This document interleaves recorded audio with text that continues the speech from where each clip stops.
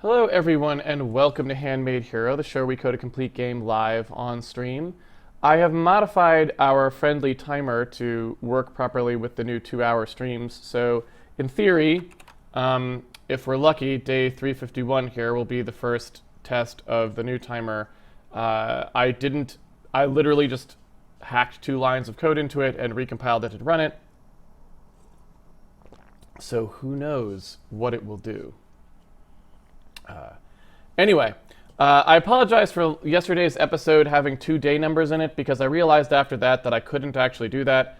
And the reason that I realized I couldn't do that is because the format on Handmade Hero has always been that there is a source code drop for every day so that when you start on a new day, you know you can use the previous day's source code. And I was like, wait, we didn't take a source drop in the middle, so we can't have a 350 and a 351.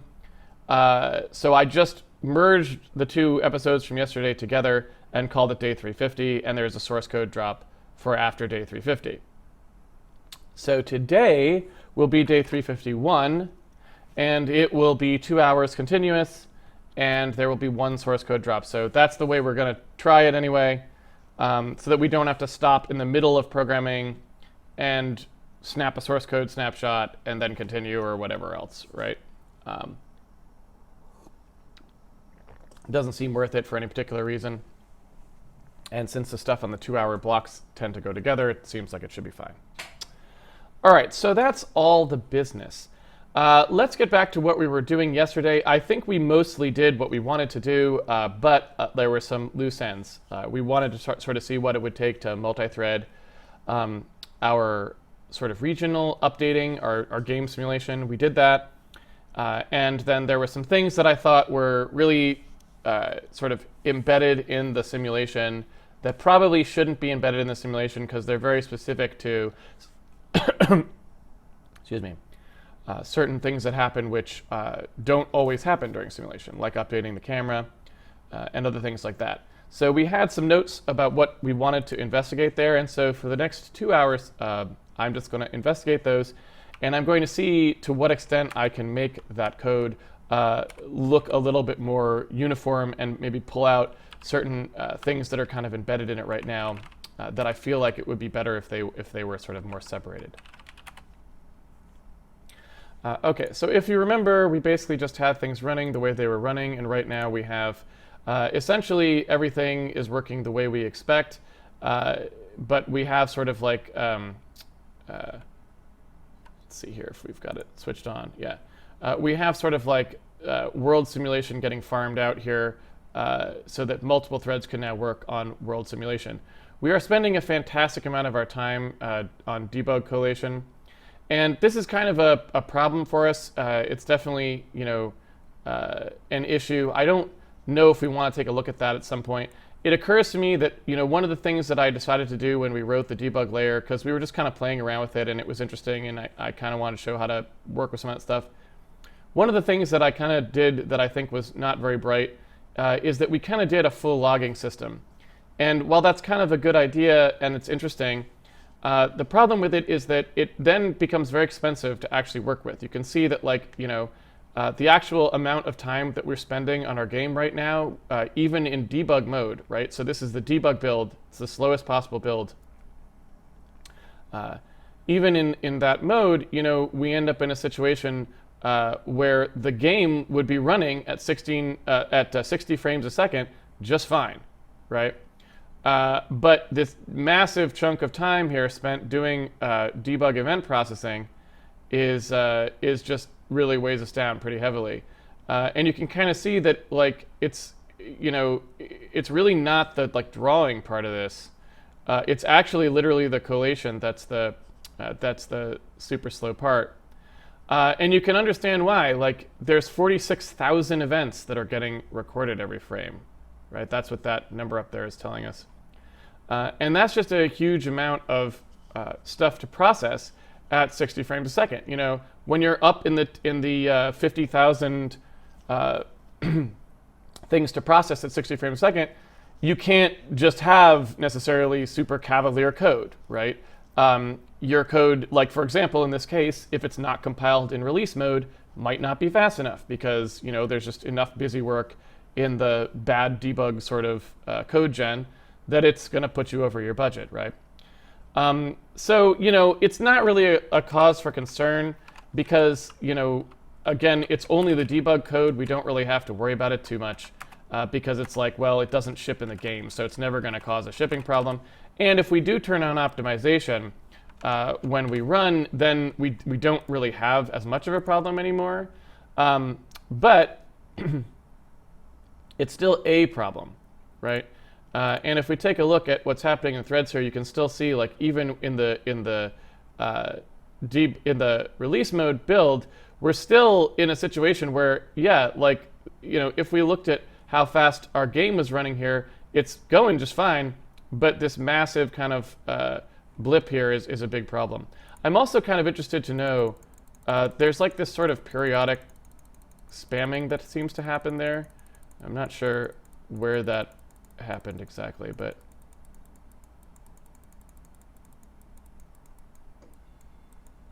you can kind of see, like, that's a very interesting pattern, right? And I'm not sure exactly what it is that's happening there. I would like to see. We need to make this thing scrubbable.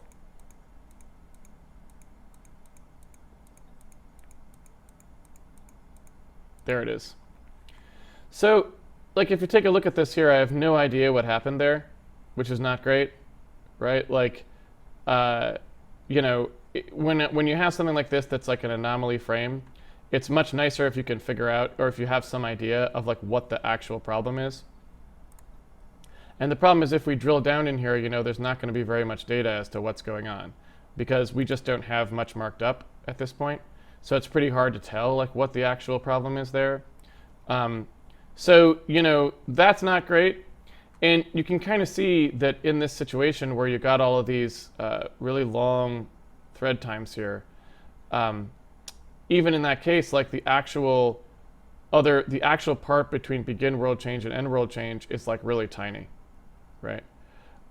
So, it almost suggests to me that maybe people got hung up on a mutex somehow or some. I mean, I don't really know, but it's like, it's pretty clear from this that we've got some issues that we probably are going to need to figure out how to address, because just looking at them here, it's, we don't even have enough information to know why we were getting this weird blip.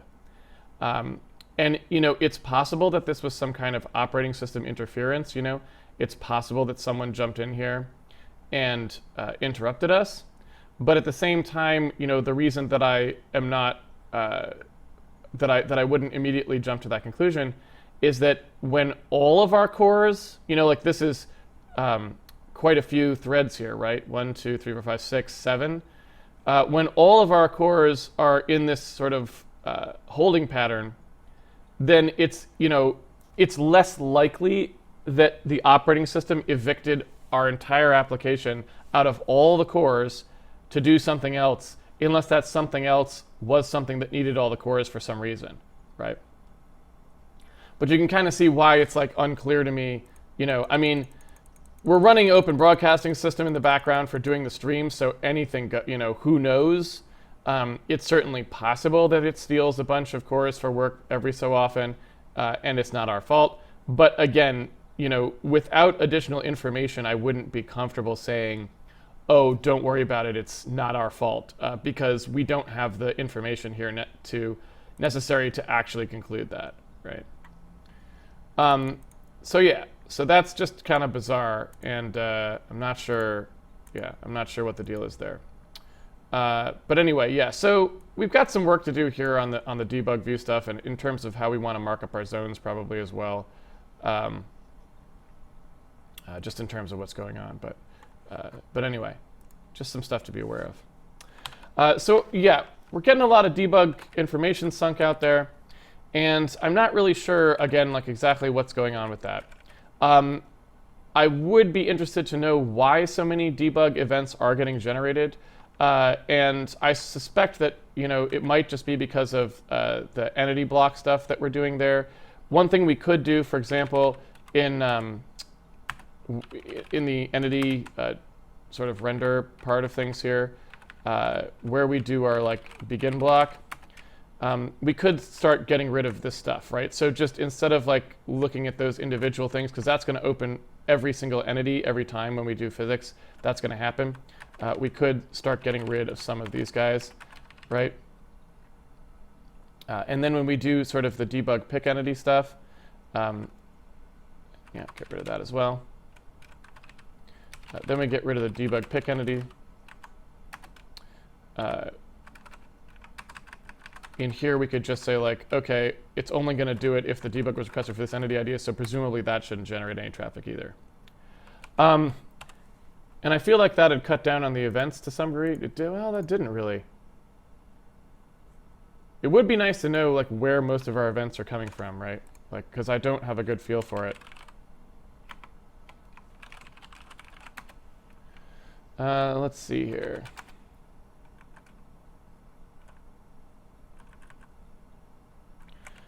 Yeah, because I feel like a lot of these things are not going to be called that often.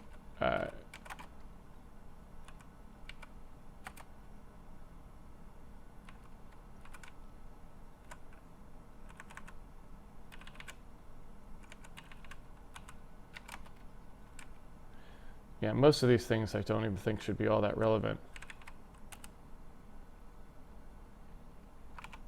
But anyway, so, and really I feel like this is just a problem in general, because I feel like, yeah, that just seems like way too many.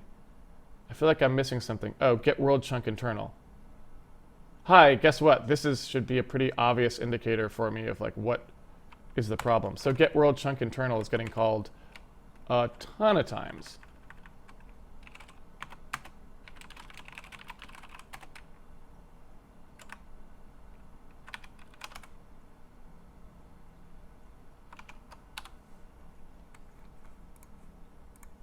Okay, so that's mostly what that is. All right. So basically, like, you know, let's talk a couple of things here. Let's point out a few things, a few issues. So first of all, why is get world chunk internal being called so often? And the answer for that is I think our world chunks are probably too tiny.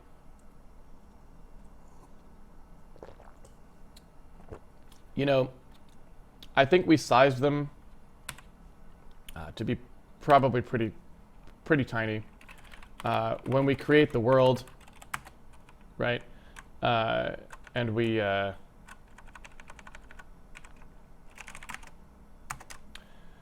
make one of these things, we pass in this chunk dim in meters, right? And the chunk dim in meters, which I assume we have, excuse me. There it is not going to be particularly big, right? Ground buffer width and ground buffer height are kind of residuals from when we used to render these things.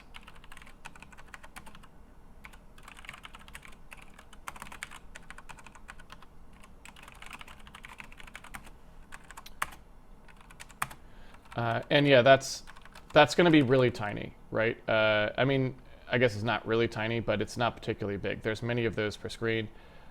So I guess we're probably calling a tremendous number of those, because you think of it, we call several deep and several wide and tall as well. So yeah, it's like probably not the best partition size. I also, since we don't actually need these anymore, we probably want to set this in some kind of a more intelligent way, right? So we probably want to say like, okay, you know, how many meters across do we want one of these things to be, you know, and who knows what that is, but let's say maybe 10 meters or something is the chunk size. I don't know. We can certainly set that at our own leisure, but in terms of how big those chunks are, that's definitely something that we want to keep under control, because it's supposed to be our spatial partition. And we don't really want a situation where our spatial partition is actually has is so tiny that it's not actually serving to partition things up. It's just like there's way too many of them, right? Because at some point it becomes a cost in and of itself, maintaining such small chunks, and we don't want that. Like, we want it to be a reasonably picked size. So, we kind of have some control over how much of that is happening, certainly, and we can sort of try to keep that more under control as a number that we're, concerned about, right? And we can sort of see here that that's like a totally, that number right there is about half of what it used to be. So expanding it by that much definitely reduces the number. However, if we think about what's happening, I guess, in truth, there's probably just going to be a lot of those chunks. What we probably should do is draw the chunks in here as well. Like, take a look at what the chunk grid actually looks like. And, if we were to say, let's go into sim region here. I'm trying to think of like what the easiest way would be to draw them. But if we take a look at begin world change, here is sort of our code for looping over the chunks that's in a sim region. So one thing we could do is have sort of a debug call that says, like, draw all of the chunks that are in this sim region.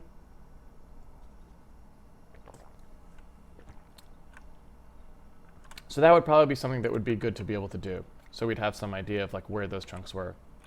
And if I want to do that, excuse me,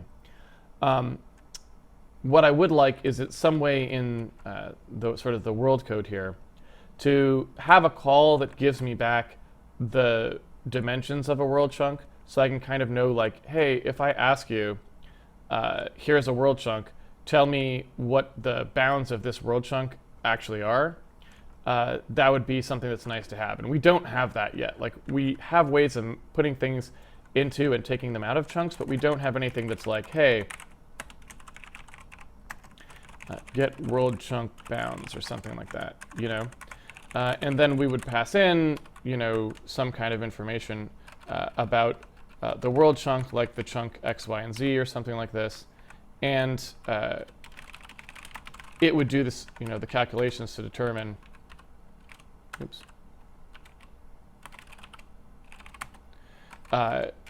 much like this does, it would do the calculations to determine, where that chunk was and return it, so that anyone who wants to know what the bounds of a chunk, happen to be, they can get that. So how would we compute this, right? Because we've never actually had to talk about it explicitly. So what we tend to do, like get world chunk internal, right? What we tend to do is we take this like X, Y, and Z, and we just, the way that this code actually works is it doesn't even really have the notion of a size of a chunk at all anyway. Like, if you take a look at how this code works, it doesn't even really care what the size of a chunk is. If you look at what these things do, they just use the X, Y, and Z as sort of an ID, really, for retrieving the data for a particular chunk. At no time does anyone ever care how big the chunk actually is. So all of this internal code just doesn't care how big the chunk is. As far as it's concerned, the person on the outside has to know how these things map, and we're just getting in those coordinates, right? So really the code we're looking at is like map into chunk space or something like this, or some similar code like that has to do with the chunk dim in meters, right? Because only when we actually map coordinates into the canonical XYZ of the chunk, that's the only time that we ever really take this into account. And the way that we're doing that currently is we're using rounding after a divide, which means that our chunk coordinates are like center coordinates, right? So the center point of a chunk is where the X, Y, and Z refers to as far as our canonicalization of position. So that means what we would want to do is take the chunk X, Y, and Z. We'd want to use those first as multipliers to put us into a particular location, but then that is like the center point of a chunk, and we would expand it by that much. So we would have something like chunk center, and we would loft these up, like the chunk x, the chunk y, and the chunk z. We would want these to become a center point, right? And we would want to multiply that center point by the dim in meters to get it to the actual location where it is, right? So we're talking about like a Hadamard product here, right, where we multiply each element of each vector by its neighbor, right, by its corresponding element in the other vector. So the dim x times the chunk x, dim y times chunk y, dim z times chunk z. That would move us out to the center point. And then when we want to make the rectangle, what we would want to do is add sort of that chunk dim, right, to the center point. But again, the chunk dim in meters is the entire, so that's like a diameter. And we want to expand out from the center just by the radius in either direction. I don't think we have an add diameter to. Yeah. So what we want to do is first just halve it, right? So we just want to use half of it. And then we should be able to get, oh, whoops. Guess we don't have a rectangle yet, so we actually want rect center dim. So I guess we do already have something that works the diameter. So then we've got a way of figuring out like where an individual chunk is, and so now in theory we should be able to draw it, right? Inside world mode, for example, where we are sort of doing our current debug drawing, where we do like our push rect outline stuff, it should be relatively straightforward for us to do something here where we sort of say like, hey, get the world chunk bounds for some world chunk. We'll iterate over them later. Let's just say the 0, 0, 0 chunk. That's going to give us back a chunk rect. And then we can go ahead and draw that chunk rect wherever we want, right? So we can say like, hey, you know, draw the bounds of this thing.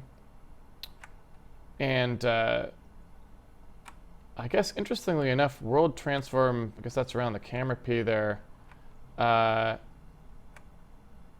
we would want to sort of have this be relative to the camera P. I guess it doesn't really much matter how we do this, but we could say that the offset here, for example, was going to be get min corner chunk rect. Although I don't know how we do when we push rect outline. I guess we pass the center point. So I guess we just do like get center. Right?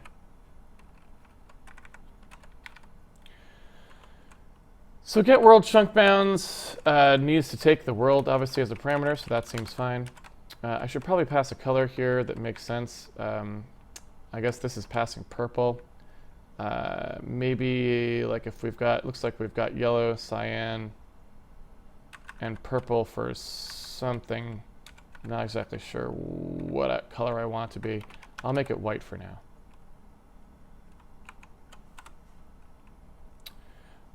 All right, so that's one chunk's worth, right? And so if I come out here and I look at, I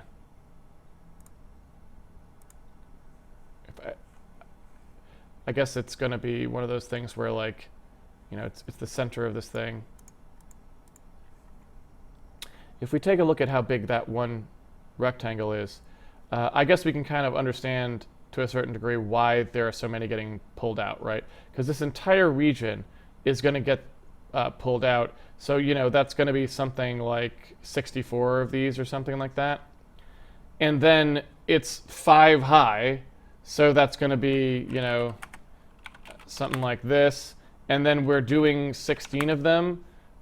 So it just multiplies out like really quickly to very large numbers when we're grabbing that many world chunks. You know what I mean? And I guess that does also mean, you know, I don't know how well we're going to hold up trying to simulate 5 levels down of stuff. You know, maybe it makes more sense to just simulate 1 above and 1 below us or something like this, right? I don't really know which of those is more sensible. But also you can even see like we're grabbing stuff pretty far afield here. And so maybe, you know, one thing that we need to do too is reconsider our simulation bounds how these things are getting expanded. Maybe we only do one room in every direction, and we don't get anything sort of one further than that. It's probably a good idea. And the other thing too is we probably want to align our chunk size in some way to the actual game size, which is probably easier said than done, because if you take a look at how these things work out, 1, 2, 3, 4, 5, 6, 7, 8, 9. 1, 2, 3, 4, 5, 6, 7, 8, 9, 10, 11, 12, 13, 14, 15, 16, 17. So, 17 is a really nasty number of things to have across.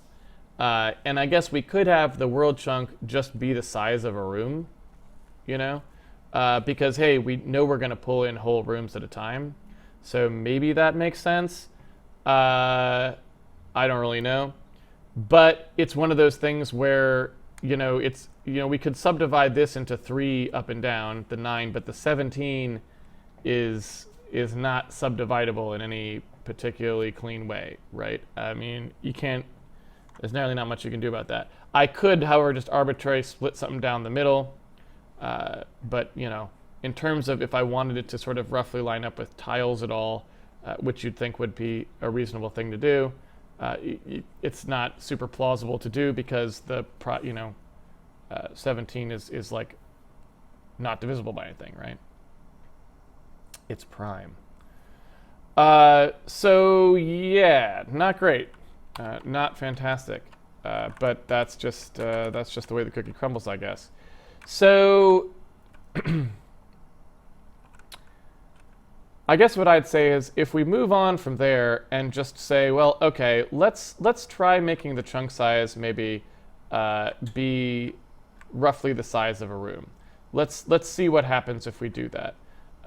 So let's go ahead and do chunk dim in meters, and let's just see how big our tile size is at the moment, which I think we kind of know when we do our work here, like doing add standard room. So let's see, we've got we've got our tile stuff where we convert tiles to positions.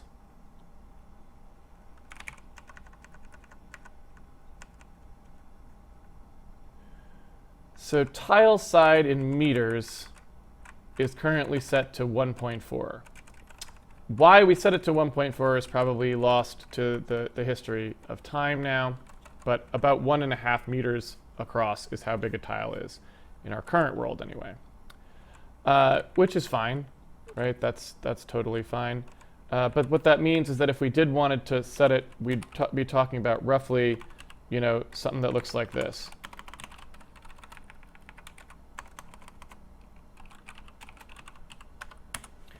And then our world chunks would roughly align with the size of a room. And you can kind of see that here, and if I pull back a little bit as well.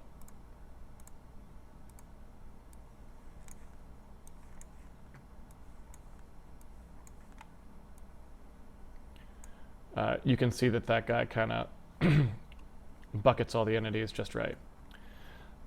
So that would mean that if we wanted to, we could now kind of try and make it so that the simulation boundary is sort of roughly exact. We could kind of make it so that when you do a sim region, you just go one of those over, and then we would have 9 per simulation. We'd have 9 times 5 floors, or 45 chunks to pull in, which is probably a more sane thing to do. I did leave this in, did I not? Yeah. So yeah, I mean, now seems like a reasonable time to do that, since we're looking at things from a room-based perspective, which is something I wanted to do before. So if we were going to do it that way, and we were talking about how we wanted to expand the sim region, I think what I'd probably say here is, this expansion stuff where we say like safety margins and this sort of thing, I think I'd probably say now's maybe a good time to just ice that stuff and say we just simulate a room, one room's worth when we do updates over, right? And that's like maybe the responsibility of the calling code to say, you give us the region that you want simulated and we don't try to mess with it at all. So at that point we'd say, hey, yeah, the max entity radius thing is only used in here, right? And so maybe we just say like, those things go away. We don't try to do any of this stuff. The safety margin stuff is just gone. When we do sort of the different kind of bounds, there's none of that. We just pull the stuff in and we leave it aligned, right? So we say, okay, updatable bounds are going to be the same as regular bounds as far as we're concerned. So let's go ahead and say equals sim region bounds. And the sim region bounds is just going to be whatever we were told for now. And we can always change it back if we want to, but that's basically all we're going to do, right? Okay, so now if we do that, what we should see at first, because now no one is passing in anything different here, what we should see is just that the game is only actually pulling in stuff that's in the actual sim bound, right? So it's only actually pulling in stuff that's inside that region. And you can see that happening here. Now, what we don't really want to do, however, is we don't, I feel like, well, let me see if this is true.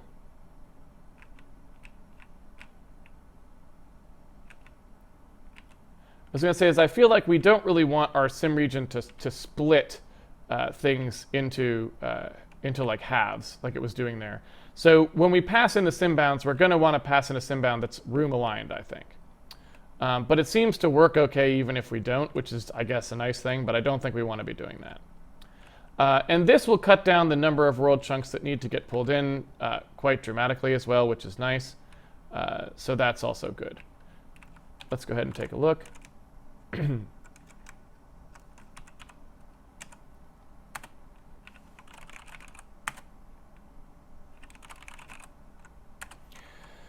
So here we are taking a look at the simbound stuff, and you can see that that just is something that we pass in. You can see where we do simbounds expansion here and that sort of stuff. We don't want any of this stuff. So what we want to do is say like, hey, we're going to go ahead and do like one room's worth, and maybe that's a value that we want to save from before, where we sort of have a notion of what that region is. So what I want to do is say, okay, if we take the camera bound in meters and say let's stop using that. I don't actually know if we want to keep that around for something. We might, so I'm not going to delete it at the moment. But let's say that the camera bound in meters stuff is not really what we want. Instead, what we want to do is take a room-based approach and say we want to do 3 rooms by 3 rooms centered around the player. That's what we actually want to do. So we can say like our simbound is going to start at wherever the camera is centered, and then we're going to expand outward from there. So I kind of want something that's going to be like a rectangle center dim, and I want to do like the camera's position, and then I want to do 3 times screen, room dimension.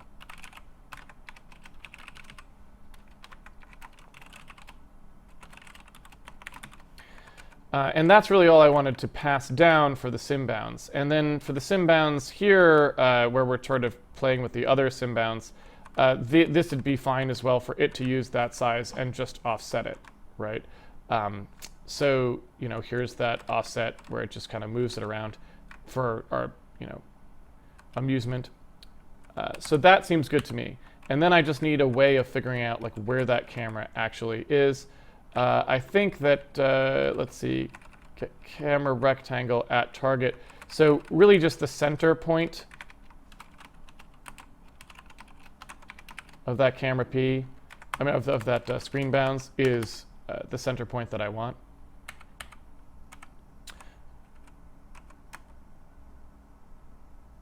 Rex did no related function takes 1 arguments. Well, to be honest, I didn't think I was passing 1 arguments. I thought I was passing 2, this one and this one.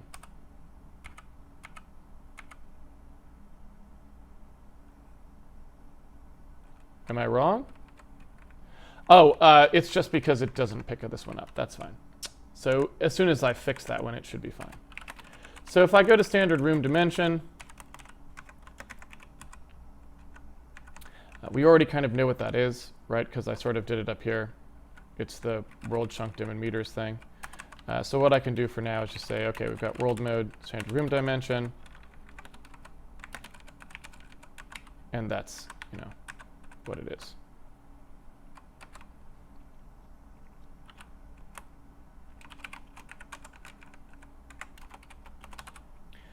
And we're going to want to play around with this a little bit more in a minute here, but we should be okay. So let's see. This is a V2, which I suppose is okay. We just need to sort of expand it out a little bit more. And let's take a look at how that's working.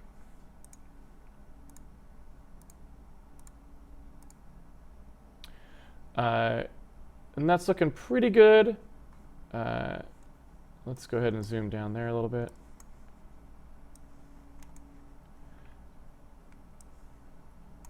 Yeah. So that's looking pretty good, but you can see we're accidentally pulling in an extra, some extra chunks here that I don't want to pull in. And that's probably because we're like sort of a little bit off by 1 in terms of what our bounds are. So we probably need to, off by 1's the wrong term, but I mean, you know, the floating point accuracy of like pulling in these chunks is probably not quite right. So I kind of want to go in and monkey with that a little bit. But for the most part now, we're kind of getting down to what I think is a little bit more reasonable for what we want to be doing here. All right, so yeah, now that we're looking at this, we're down to 3,400 calls. That's 10%, less than 10% of how many we used to be doing. And that's good. That just is, you know, a little bit more of a you know, kind of a reasonable thing to be doing there. And that also means that our debug collation is kept under control. I don't know what we'd look like in debug mode at this point, but at least this is, you know, a little bit more sane.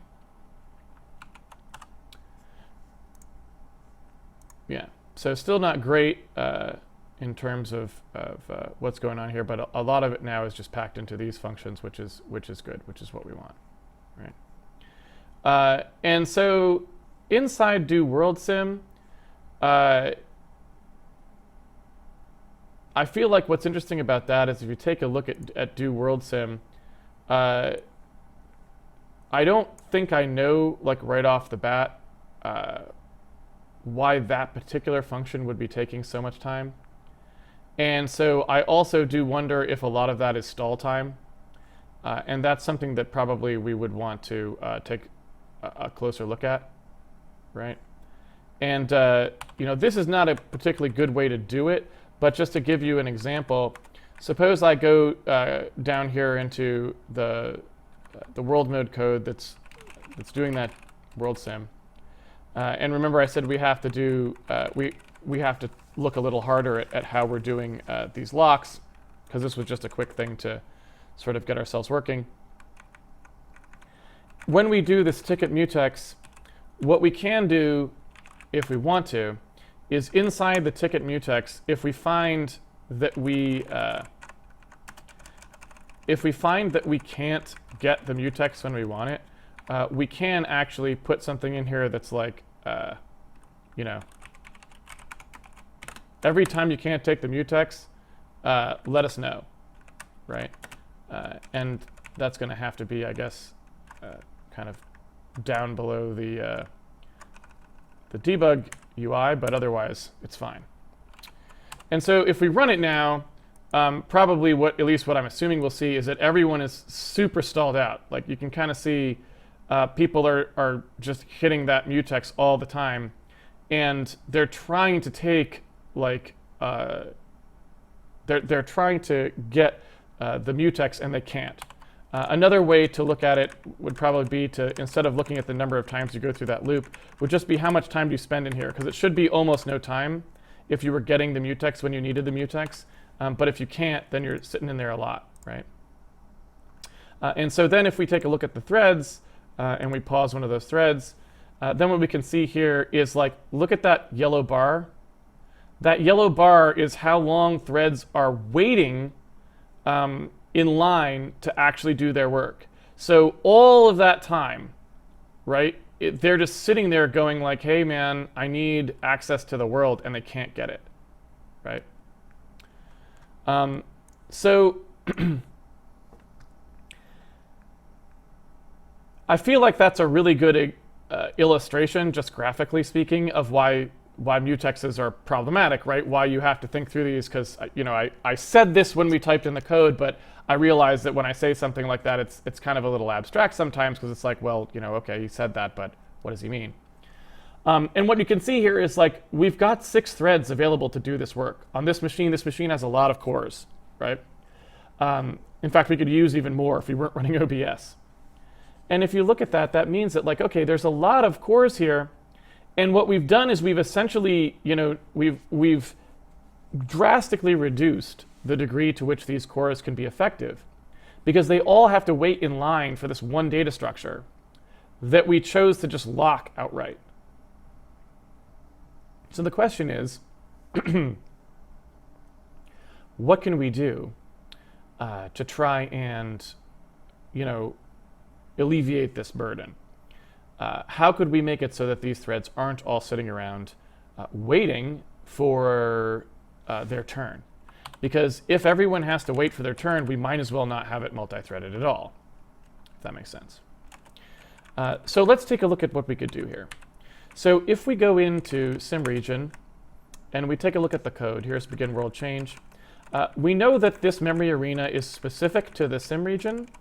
So we really don't have to worry about all of this stuff is totally multi-threadable. So none of this stuff actually needs to be behind a lock. Then when we're walking through here and we're doing this sort of pull-out operation, this is the only operation that actually needs to be locked in here. All the rest of this stuff does not need to be locked, right? You can kind of see all of this stuff through here is fine. It's just these, this add block to free list and add chunk to free list stuff is the only stuff that would need to be. So what we could start by doing is saying, well, let's let begin sim off the hook temporarily. So let's go ahead and say we wanted to do begin sim this way. So we're going to ticket mutex, remove world chunk, right? And then we're going to say, all right, we kind of come down through here. You can see we do this thing where we do add block to free list and then add chunk to free list, right? Now what we'd like to do is we'd like to just have one corresponding one of these ticket mutex takers at the end, right? Like so. But you look here and then we've got this add block to free list thing. This thing also would need to be mutexed. But the question is, well, wait a minute. Why are we adding things back to the free list one at a time? Yes, that may have made sense back when we had single-threaded code and it didn't matter. But now that we're multi-threaded, we've got this list. We know the beginning and the end of it. We only need to like change the one pointer at the head and one pointer at the end to insert the whole set, right? So why not figure out how to add this back in en masse, right? So for example, we say while block here, right? What if we said this was first block and then said, okay, world entity block equals first block, process all the blocks as we did. And then here, when we say add chunk to free list, right, maybe we can have an additional thing here, which is like, hey, take the blocks too, and we could just call this add to free list, and you pass both. Now again, why are we merging these two things? They're two separate operations. Add some, two different things we're adding to the free list. Well, the reason is because we just want to reduce the degree to which we're interacting with the system, because we know that it's mutex, it's a shared system, and we want to just have one call where we're like, okay, here's the thing we need to do all the stuff you want to do and do it as fast as you can so we can get out of this mutex. We're not going to like dilly-dally, right? Furthermore, we can help this guy out because we're walking this list, right? So we also know that we have a last block in addition, right? So every time we come through here, we could say, all right, whenever we process a block, that block is the last block. So now when we come through here, we can say, hey, add this chunk to the list, and also add this chain where we're telling you both sides of the chain. So now you have the option of doing a much faster insert because you don't have to walk the list again, right? We already walked the list and we know where it is. And better yet, we walked it outside the mutex, right? So that's, step A, right? A pretty simple step that we can take to make begin sim not be so onerous. All right, so let's say we do this. What do we need to do? Well, the only thing we need to do is to go into our world code and do add to free list. Just has to be sort of expanded, because now it's taking two things, right? It's taking a world chunk and it's doing that operation with it, but then it's also taking like a first block, last block. And previously, when we were doing add block to free list, we did this sort of old next equals world first free block. And so what we want to do there is say, well, let's put that on the last block, right? We want to say the last block next equals the world first free block, right? And we can also say, well, let's make sure we actually have a list here.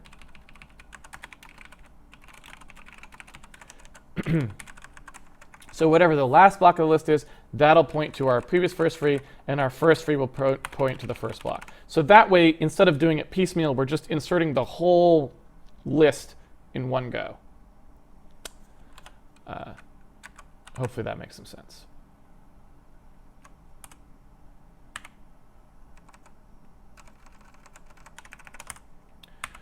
Okay, so why is this? In fact, we could pretty much just write this way now, right? We could just write this as a for I loop where we go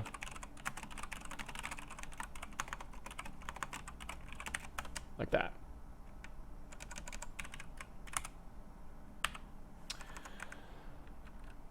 So I think that's really all we need to do. Add to free list has to be renamed, but that's about it. And now let's see if that gets us into any better shape. So let's take a look at the profile now, and let's take a look at our threads, and we pause, and hey, look at how much better this is already, right? It's definitely a lot better. We're not seeing, oops. We're not seeing nearly as much of those sort of long bars in there, right? But we still have, it looks like a little bit of that happening. Let's take a look here.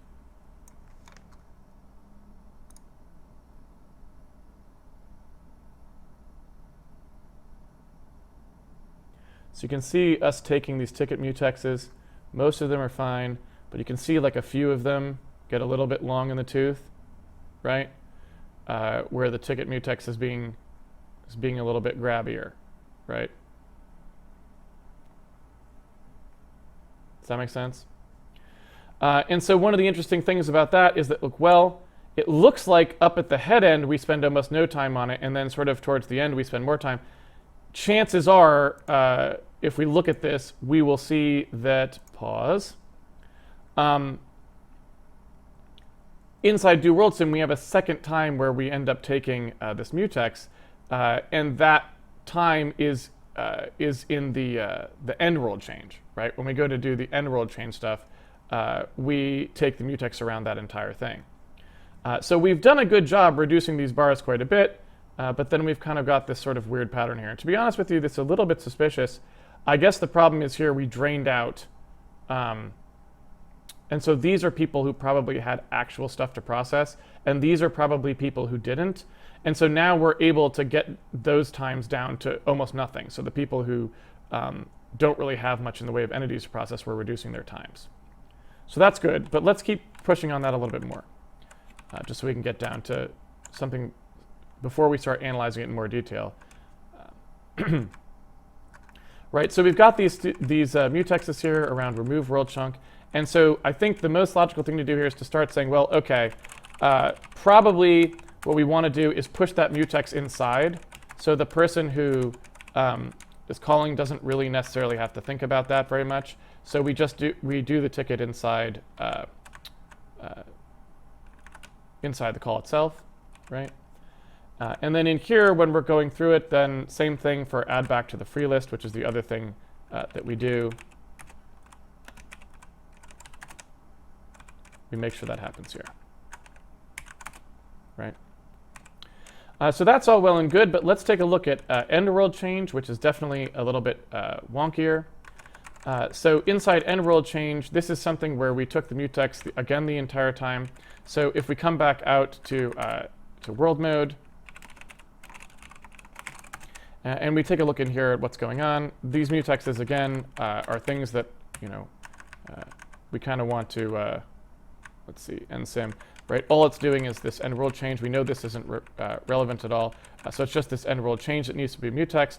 So if we move those in here and then start to look at what actually hacks would have to get mutext if we were a little bit more diligent about it, let's find out, right? So looking in here, you can see we've got some stuff like map into chunk space, chunk P and so on, right? Chunk delta, updating the camera entity, all this stuff, blah, blah, blah, blah, blah, right? You can see that really the only part of it that actually we care about is use chunk space.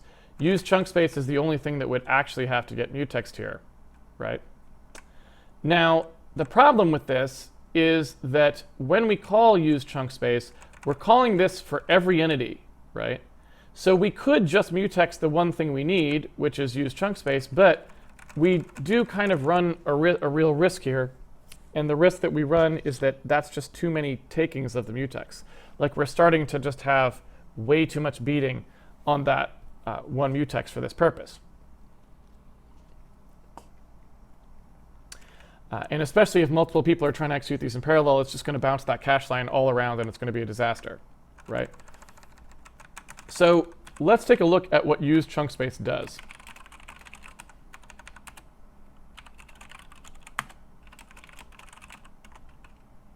There it is.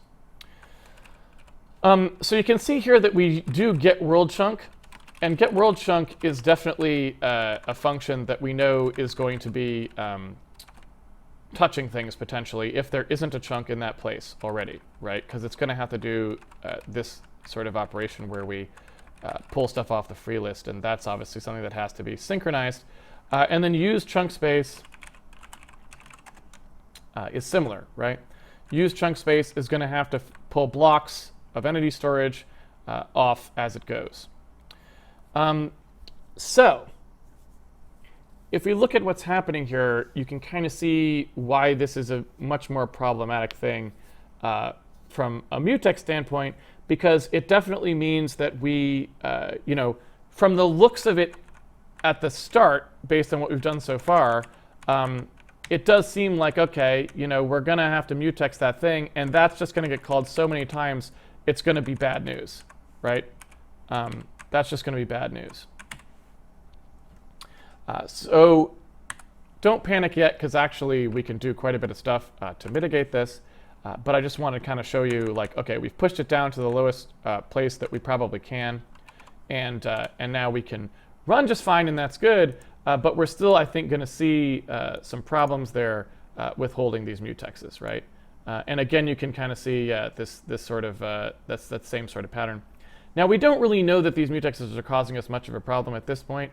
One of the problems is our thread view while really good at the over level, is not so good at showing us exactly how these things are happening here. So do world sim begin world change is happening here. It happens a couple times through here. And we can't see how much time we're spending waiting on the mutex until we click down, right? And when we click down a level, then we can actually at least see how long we're spending on begin ticket mutex. And we can see that sometimes we're spending a fair bit of time on begin ticket mutex, but a lot of it is not really all that problematic, right? Let's take a look at end world change. Here's end world change. I would imagine that what we're seeing here is just like tons and tons of ticket taking, right? Like basically every single one of these is a tiny little rectangle where we're taking a mutex. And we probably can see that just by going over to clocks. You can see like begin ticket mutex is just, we're doing this a ton of times. We're not spending that much time in it, so I guess it's not that big of a deal, but you can kind of see the results thereof. Now, if we take a look at what's happening here, end world change, right, is taking 6% of that time. Begin world change is taking 17%. So I don't actually know why begin world change is quite so expensive. That's kind of a little bit of a mystery. If we take a look inside there, I'm not sure what the problem is. But so this begin ticket mutex and end ticket mutex here does not seem to be as really all that expensive, which is lucky for us. But what I was going to say is, let's suppose that we did have to care about this. Is there nothing we could do about it? And the answer is no, there's plenty that we could do about it. For example, what we could do is say, hey, when we do begin world change up here, right, in this code, we know that we're basically pulling a bunch of stuff that's going to go onto a free list, right? So when we call remove world chunk, we're pulling data off of the world. And then what we do immediately thereafter is we give it back to the world by calling add to free list. What that means is we have to take the mutex twice here. We have to take the mutex first to pull it off, and then again to put it back. Well, we're about to come through here and do end world change. And during end world change, we're going to have to take the mutex all the time in order to put entities back into the chunk space. But what if instead of doing that, we simply said, hey, wait a second. We know that we just pulled a bunch of data off. What if we just keep those blocks around local to our thread?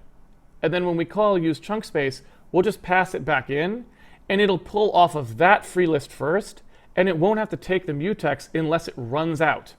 And then we'll only have to take the mutex once at the very end when we go to put it back. When we say anything that you didn't use, put back, right? So if we wanted to do it that way, then we would have a situation where, okay, up here where we say get world chunk, right, and we call get world chunk internal, and we do this stuff, none of this stuff actually, in the hash, none of this stuff actually has to be mutexed too closely if we don't want to change the hash. So we could also leave the world chunks in place and don't pull them out until we actually finish, so that all of these things could avoid being mutexed as well. So we have a lot of options here in terms of like pushing the mutex down a little. It just, I guess at this point, oddly enough, doesn't seem like it costs us very much to do. I would have expected, to be honest, to see this ticket cost us more, but it just doesn't seem to at the moment. It just doesn't seem to be a big deal.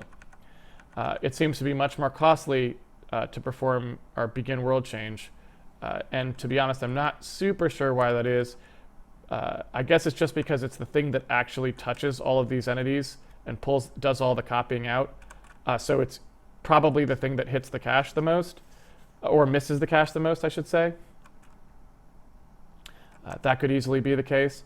And then when we go to do end entity, all of the stuff is already warm in the cache because we just did a bunch of stuff with it, and so maybe it just doesn't really cost very much to do at that point.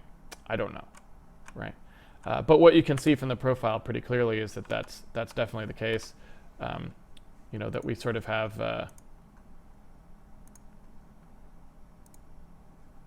least as far as I can tell, we typically just don't see that playing itself out very much. End world change is just not very expensive compared to build begin world change, and it doesn't seem like we're spending much time in those mutexes, right? For whatever reason. So yeah, pretty reasonable. And so what I assume is happening here is these are the only two world sim calls that actually end up having to do work, right? The rest of them just don't probably have to do very much work. So they don't end up being particularly problematic at that point. And so I'm assuming too, if we compile this in release mode, we would be shrunk down to the point where where it's pretty straightforward.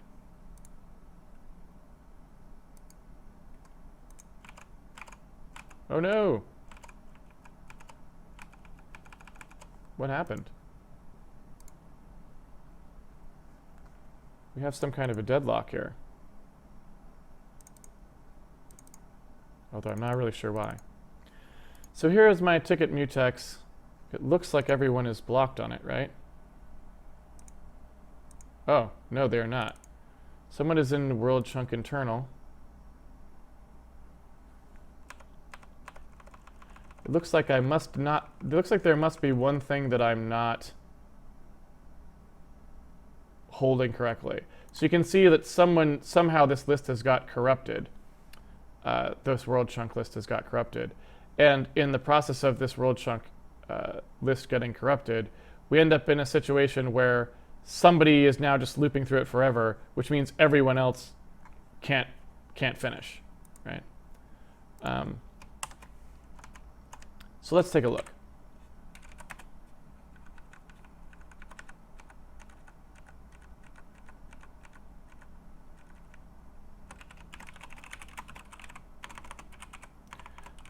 I would suspect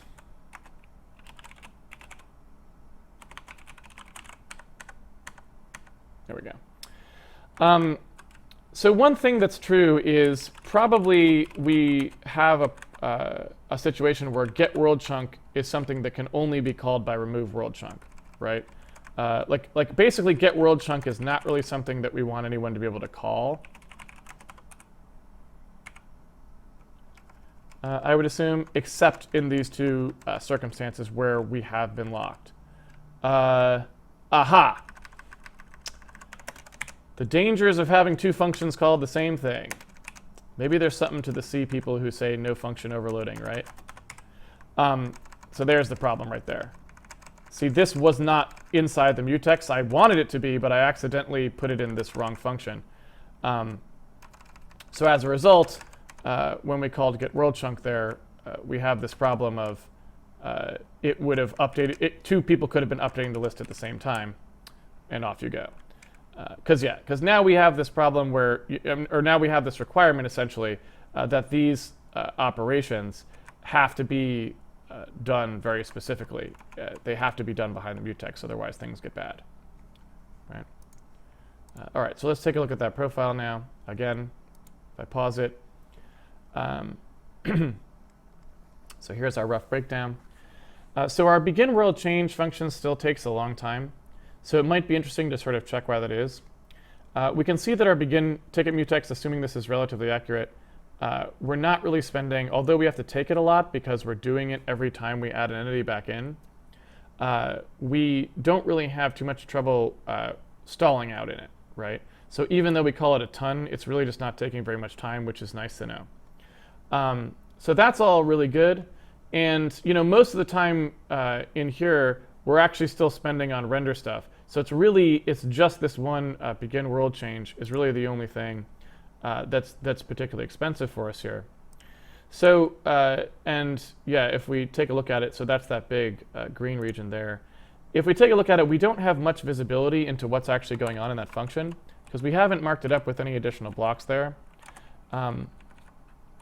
Because we haven't really been looking to see why it takes the time that it takes. So what we could do in here is sort of try to get a little bit more, I suppose, insight into what it's doing. What I will say is inside here now, we probably want to take a look at things at a slightly higher level and say, let's look at remove world chunk and use chunk space, because those are the two things that we call.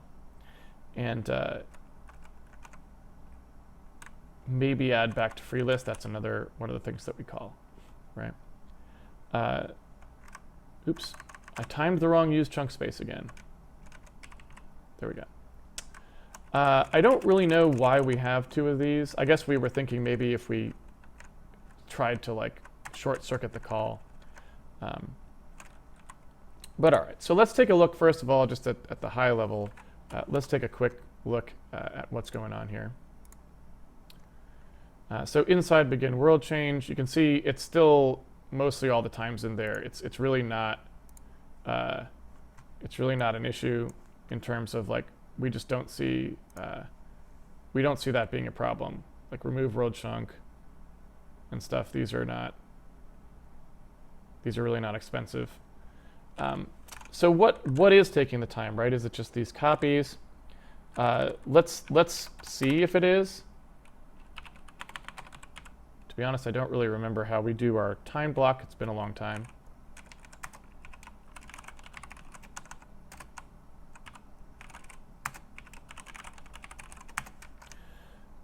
So it looks like we can just sort of say, hey, here's a block, decompress, entity decompress. And we're not actually doing anything in here. We're just doing the copy. But hey, let's find out if that copy is expensive,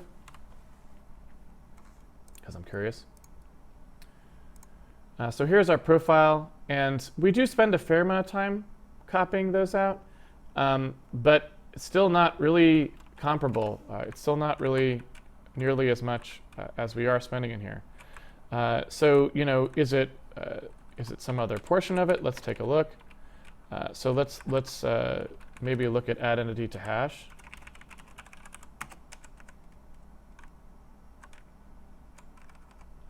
So time that guy.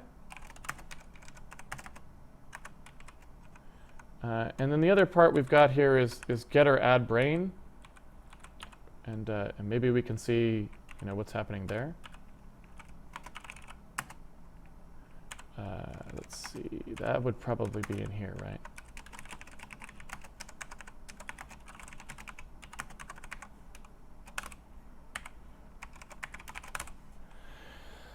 So those are some things that we're doing, but I don't actually know if any of them make much sense in terms of time spent. So you can see begin world change is still one of the most expensive ones. Even if we take out the time to do the decompress and the time to do the add or remove brain, it's down here. So still pretty weird, right? If we look at what's going on here. I mean, entity overlaps rectangle doesn't seem like it should be a big deal, and I don't know. I mean, if you just take a look at what's going on in here, it's a little bit bizarre. So I guess one thing to wonder is the setup code particularly much? So, maybe let's change tactics here and say, all right, let's make sure that this part of the code is actually the part that's taking the time. Is it the preamble that's somehow taking the time? You know what I'm saying? So, I guess we'll do it this way.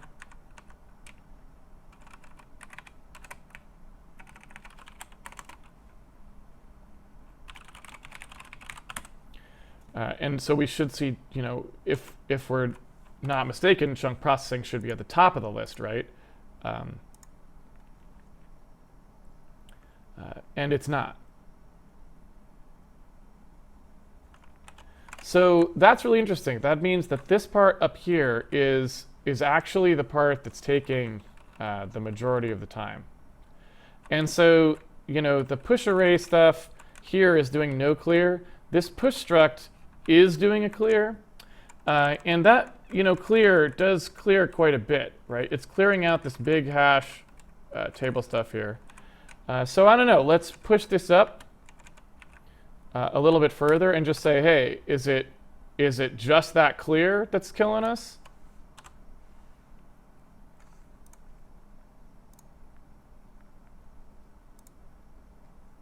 So yeah, I mean, if you look at what's happening there, half the time, if we are to believe this, half the time is spent in this push struct call. Half the time. I mean, right? Did I miss anything there? That to me sort of looks at least like what that's saying. So somehow this push struct, yeah, is a problem. By the way, I think our timer like totally failed. Have you noticed like our timer, like where's the little head thing? It ain't there. Timer is buggy. Buggy timer. Although it still thinks we're inside a session. We'll have to take a look at it later. Anyway, so I guess what I would say about this is I want to investigate that push struct a little bit more carefully. And if I kind of go into the memory arena stuff, oops.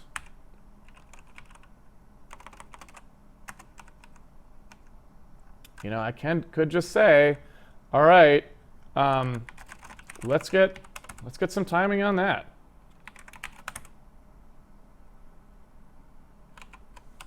Like, I don't know.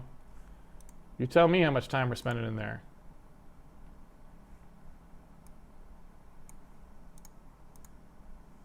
What is the problem? Is that too many of these? Yeah, okay. So now that I think about it, probably if I put push size in there with the clear, it's going to be a bit. Let's do this. Although that still might be too many. It probably is too many. Yeah.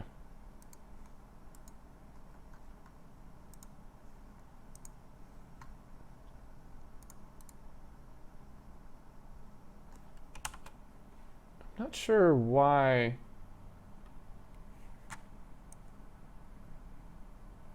It can't. So when it tries to do the right here, it's getting a null. So I think it's just running out of space, I guess. That's an interesting one, though.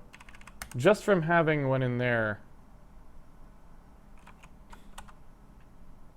Because I would like to know how much time that's taking.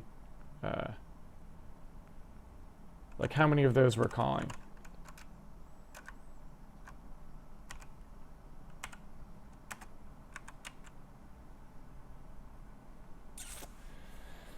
Well, since I only care about timing this one, I guess what I'll do at the moment is I'll just go this way.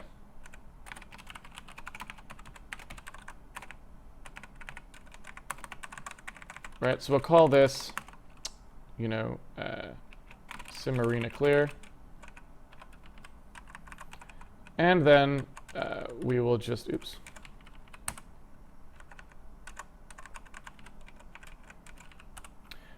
And then we'll just know, okay, how much is just that one clear costing us? Yeah. So basically, like, it's an even split. Half the time is spent doing other stuff. Half the time is spent just clearing that buffer. Which is pretty crazy, right? Yeah. So let's start with the obvious. Why are we clearing this buffer? Well, the reason that we're clearing the buffer is because we need some way of knowing whether our hash entries are filled or not, right? I mean, that's fundamentally what we're trying to do here. And so if you take a look at what happens, we've got this these IDs and the entity pointer and stuff. and we've got a certain size entity hash that we're using. We could certainly reduce the size of the entity hash. You know, that would certainly help, because at the moment, if we look at how big that is, I guess, you know, we've got the entity pointer. Entity IDs themselves, I don't know how big they are. Let's take a quick look and find out.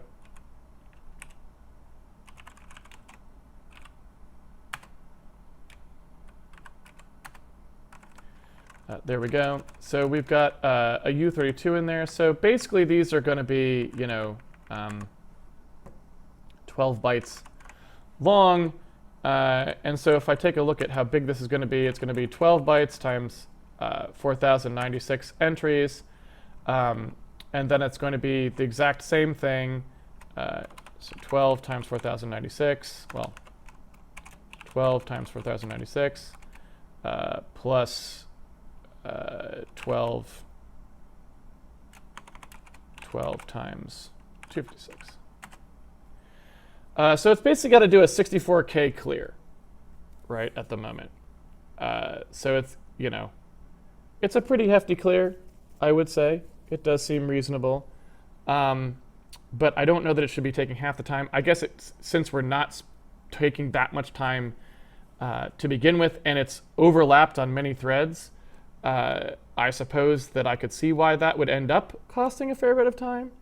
But it is a little bit strange, right?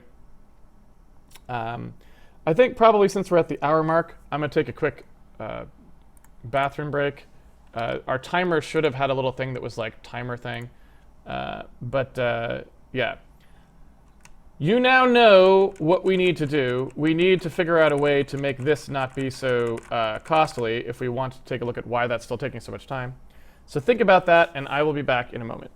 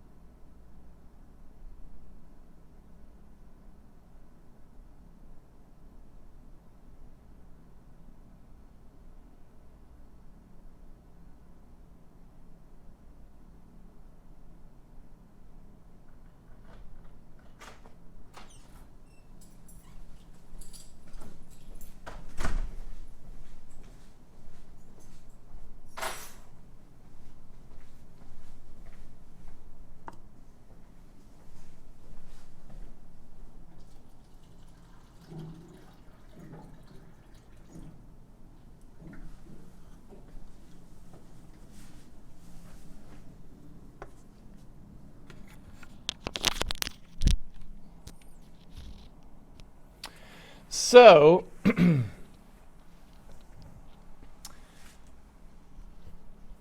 I'm in an office building when I do Handmade Hero now, obviously, because I do it from the office instead of from home. And so I have to walk to the bathroom and back. In that time, I thought of something.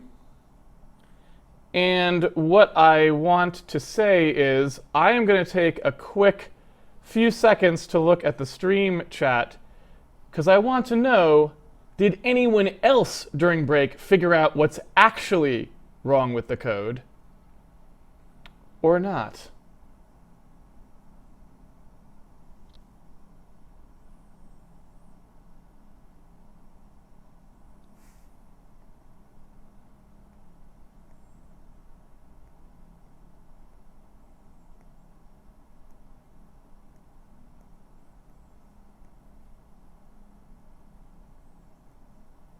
Anyone? Anyone? Bueller?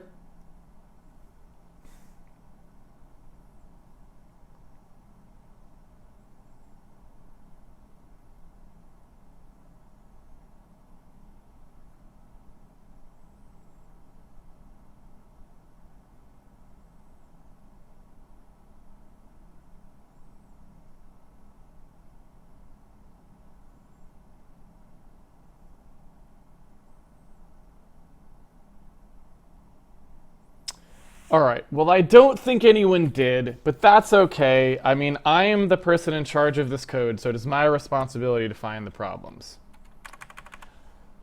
I already told you what the problem was. I already told me what the problem was, but we collectively forgot. We didn't forget for long because we only just typed in this code, but we still forgot. If I'm not mistaken, we will get a very rude awakening. Because, hey, it's the clear that's taking the time, right? Clearing 64K was taking the time. Well, clearing 64K, today's computers are so fast, clearing 64K, not very much time to clear 64K, not a whole lot of time. It was a little suspicious, wasn't it? So the first thing I was going to probably do is say, hey, how many cycles should it take to clear 64K? And let's see how far off we are from that. And I suspect we're pretty far off from that. But here's the rude awakening. What happens if we put no clear in here? Okay, so now we're not going to do the clear. We're going to time this, and we're just call it Simarina alloc, right? And then immediately after the alloc, then I'm going to do the clear right here. Right? Going to do the clear after the fact. So now, if it really was the clear, we would expect this to take no time, and all the time should now be pushed to the outer block, right? I mean, that's what should happen.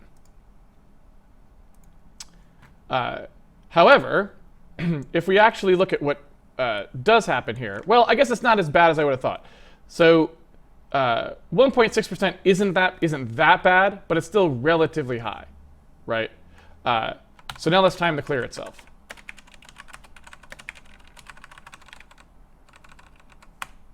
There we go.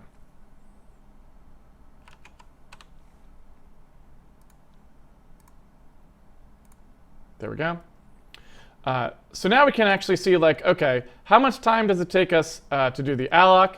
It's still a reasonable percentage of the time, which is the part that I was concerned about. I was thinking it was going to be more than this, so I guess it's not as bad as I would have thought. And then we've got the Simarina clear, which is the separate part of the time, right? But if we take a look at how long that's taking to clear in terms of cycles, we should at least verify first that it is actually that it does seem like the right amount of time for clearing, right? Just to make sure that it isn't something stupid going on in there. Okay, so the first thing that I want to verify when we do begin world change here, right? I want to verify that this push struct is not taking too long because of a virtual alloc situation, right? Because one of the things that I realized when I was walking to and from the bathroom is that if I go into world mode, and we go to do world sim, what we'll see when we do the world sim thing here is that nobody is using this memory arena until the begin sim call. So what that means is this first call here is going to be a virtual alloc every time. Because remember I said we shouldn't really be doing it the way that we're doing it, right? We shouldn't really be coming in cold. We should just have some memory around per thread that it can use. But it turns out not to be as bad as I was thinking. I was thinking that was going to be probably pretty bad. But, you know, at the end of the day, that 3% is not that bad. So, you know, I guess it's less of a concern than I would have thought that it would be. So I take it back. Not such a necessary concern. All right, so now let's move on to the actual clear, which is this part right here. And again, we probably would want to get rid of this. I mean, taking 3% of the time to do nothing, essentially, like it could just be 0, right, is not great. You know, we're just flushing cycles down the drain for no real reason. But let's take a look at that clear. So we're taking this clear. We know exactly how many cycles per it's taking. And you know what's interesting? We should probably print that piece of information out because that's a really good piece of information to have, and we don't have it right now. So let's go ahead and say, all right, you know, in the debug interface code, let's see, cumulative. Is it in cumulative? I don't know how to spell cumulative. Cumulative at this point. So if we were to add to this something that printed out the cycles per, so we could do like, you know, 05, 02F cycles per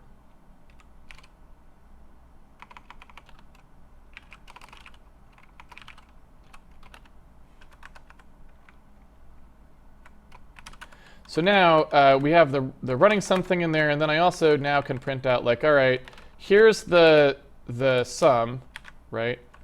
And here's the, so that's the total number of cycles, and then here's the count.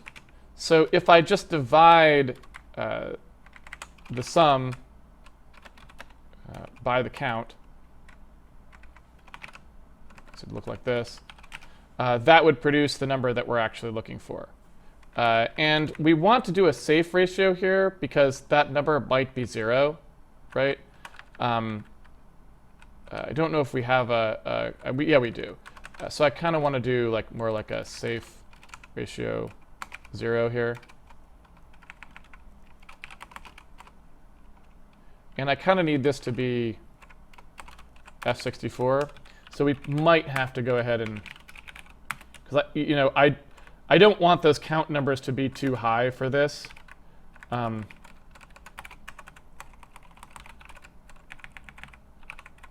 I just want to make sure I can still call this.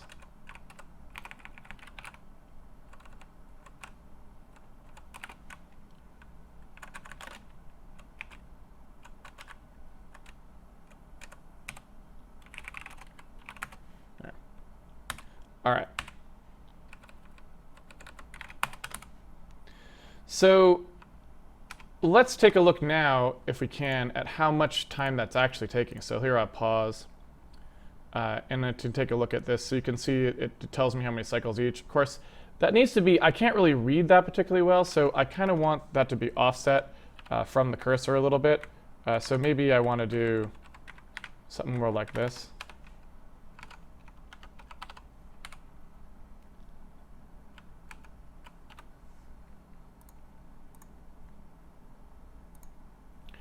And so if I come in here now, I can see how many cycles for SimArena Clear. So if you take a look at how many cycles that's taking, that's about 500,000 cycles.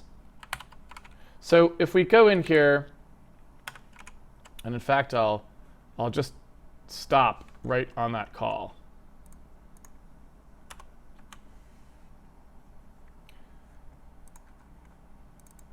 So if I was to say, hey, how big is a sim region? So we're taking 70,000 bytes is how big this thing is. And we're basically saying like, well, we've got around 500,000 cycles to clear it. That's sort of saying that it's taking us 7 cycles a byte to clear.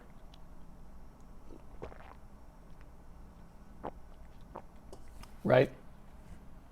That's like 1 cycle per bit to clear.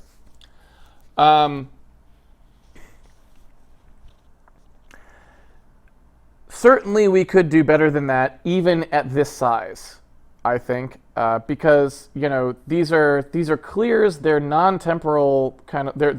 They don't even need to read the cache line in. It's not read, modify, write. It's like write only. So it's literally just plowing out the entire cache line, and I'm not really sure why it would be taking that long to clear. I should not think that would have been even remotely close to the total amount of clear time. So I don't know why that is. Let's take a look really quickly at just what does the assembly language look like, because it should just be like a rep, and it does look like it is.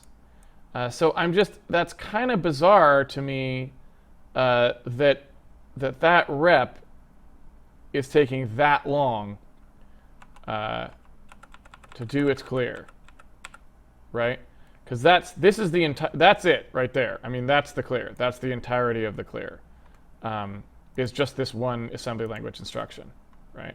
And that assembly language instruction is a repeating instruction that's microcoded to just clear as big as you told it.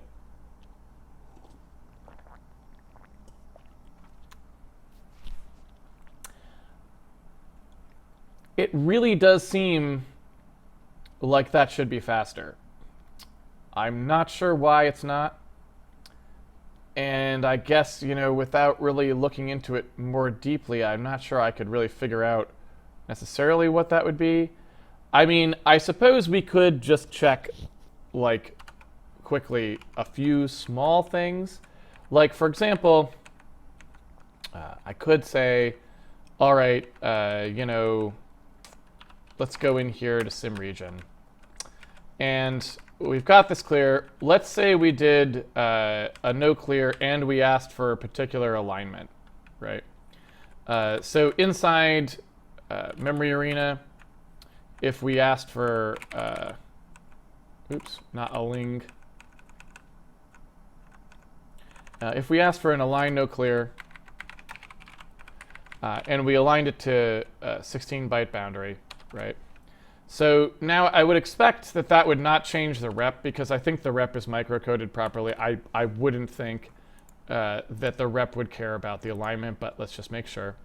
So you can it's still taking about 500,000 cycles to clear. So then let's say, okay, we got the align no clear. Let's go ahead and take the size of this, and we'll just say, okay, we're getting back one of these sim regions. Oops.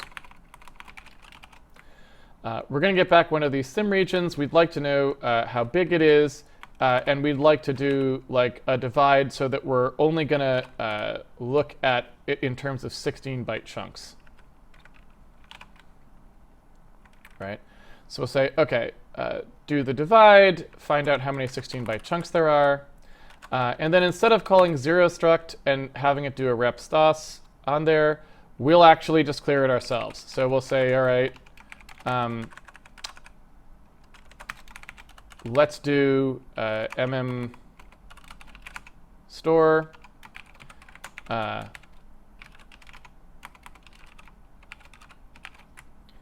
we'll do an mm store to just write SIMD registers out to clear this thing one after the other. So something like this. Make sense? Again, not doing this for any reason other than I want to make sure there's nothing bizarre here. Oops, got to put a minus in there. I just want to make sure that nothing weird is going on and that, the clear isn't somehow busted or whatever. So yeah, so you can see that that semirena clear is no faster, which is what I wanted to verify. So like the rep stos-b is doing what it can do. No weirdness, no funny business there. So that's at least reassuring. That's good to know. So now we can sort of say, all right, the clear is as fast as the clear is. Let's go ahead and see if we can minimize the memory footprint for this thing in some way that's gonna make it not so crazy.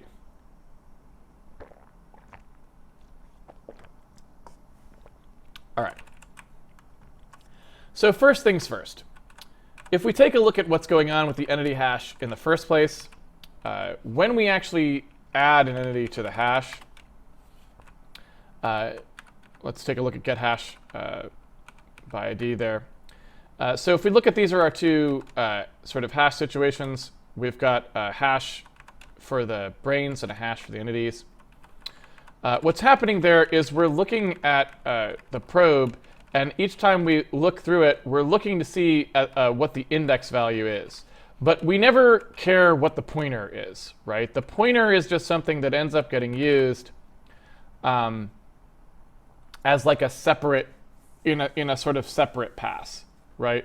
So we've got these things bundled together, and we have to clear them as a result. But really, the only thing we would have needed to clear was the index entry, right? That's the only thing we would actually need to clear there. So that's kind of an obvious place for us to do an improvement, is to remove the entity pointer from here and to have the entity pointer stored in like some kind of a sideband, right? So the entity pointer stored somewhere else.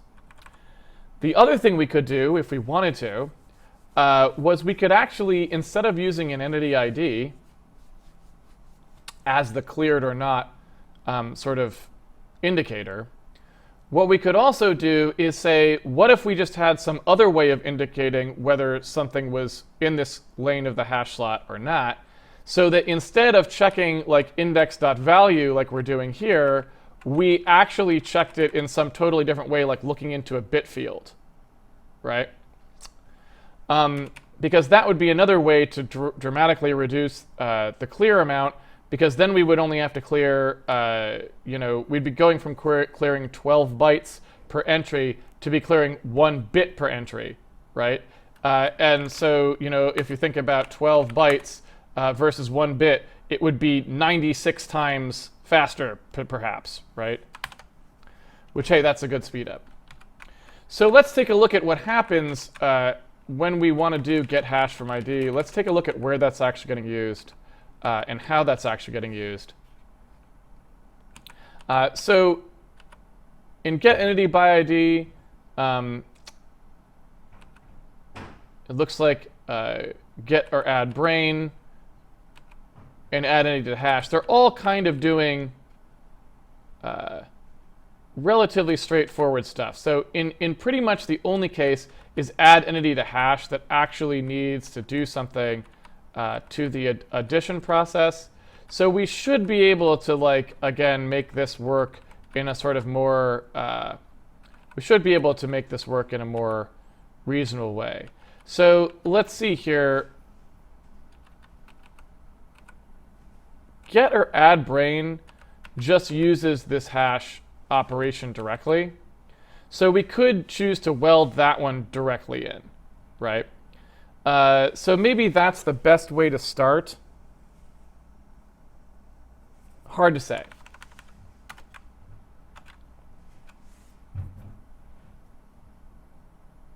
Here's what I think I want to do. So we'll take the entity hash bit here, and let's just say that we're going to go ahead and do this with a bit field. So if we wanted to do this with a bit field, maybe we do like 64 bits at a time, and we just say entity hash occupancy, right? And then we would just say, well, however big this thing is, and I guess we could just make this a pound define, is probably the easiest way to do it. However big this thing is, we're going to say that if we have 4,096 of these, we're going to divide it by 64 bits per thing. So that's how many entries we need in that array, right? And similarly, we have like the brain hash occupancy, and the brain hash occupancy is 256 of those, divided out, right? And if we did this and we made it work with those, then what would happen is when we're inside the sim region and we're doing like the zero struct calls, instead of having to clear the whole sim region, which we don't actually need to do anymore, we can choose to clear just those occupancy entries, right? So in that case, that means since all the rest of this stuff is already updated, we would only have to clear like the null entity, because we would want that to be cleared, obviously. We would clear the entity hash occupancy, and we would clear the brain hash occupancy. Right, but that's all we would actually need to clear. The rest of the stuff could remain no cleared and wouldn't affect us at all. So then all we need to do is actually have a way of using that.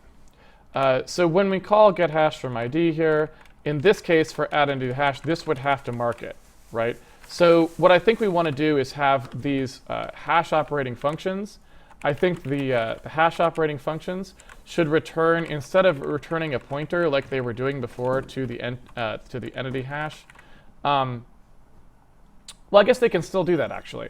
It's just anyone who's actually going to use it to mark has to like say like mark or mark occupied or something, right? It just has to be able to say after the fact like, hey, there's a mark occupied thing here that you have to do, and so that's how we're going to know that a particular thing is occupied, right?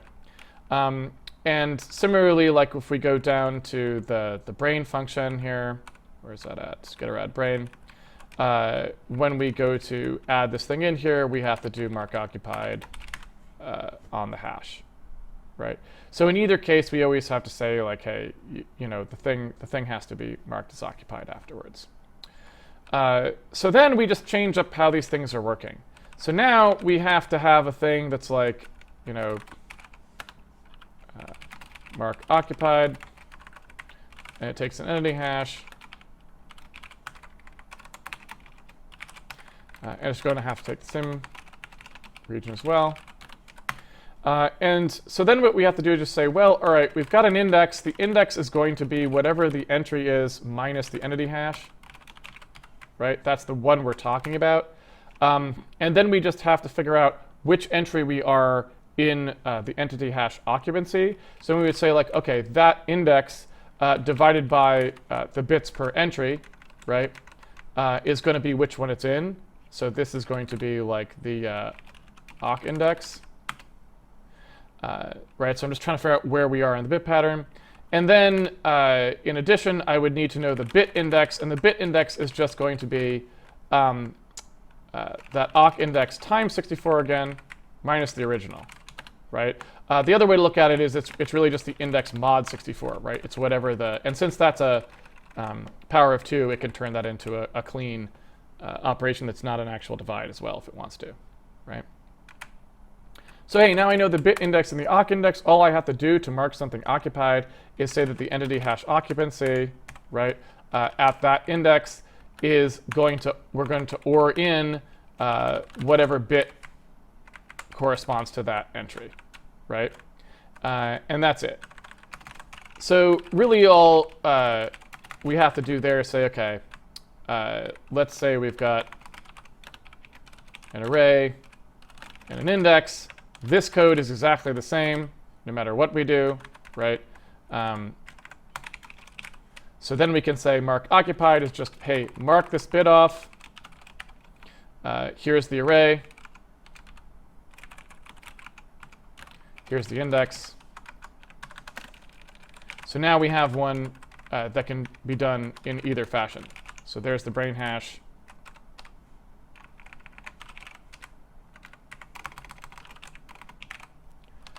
One as well, right? Okay. And of course, the weird thing is, so in these circumstances, it assumes that it's 32-bit integers. And in this case, that's not what we want. We want to make sure that this thing is like a long value, if that makes sense. We can also do it this way, just to make sure that it knows, if that makes sense. So yeah, so we're almost there. The only thing we have to do now is we just have to make sure, oops. We just have to make sure that when we actually go to do our hash lookups, we now have to check those bits as well. So we now know, like, okay, here's what the hash index is. So really all we have to do is say, if this thing is occupied is no longer a check on the hash itself.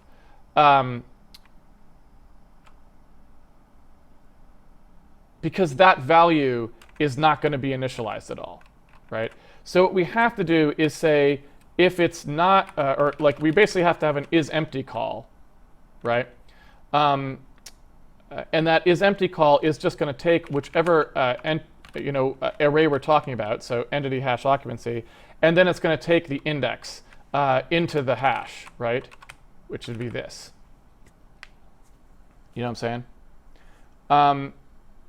And that's really it. So in both cases, that's all we would really have to do is just check to see if it's empty by using the alternative lookup rather than checking that pointer. And so this is exactly the same operation we were doing before, right? So before we had mark bit, and now we just have isEmpty. And it's the exact same thing, only instead of setting a bit in there, we're just going to say that we want to know if the bit is set, right? So if the bit is set, then we're good to go. What is the problem? Is not a bit. That's true.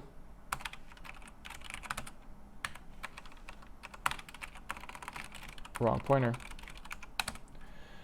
So that's it for that. And of course, we don't know if we actually did any of this properly. But so this assertion here is not going to work, obviously, because we don't clear that anymore. We used to. So we can, if we want to, do like an assert isEmpty on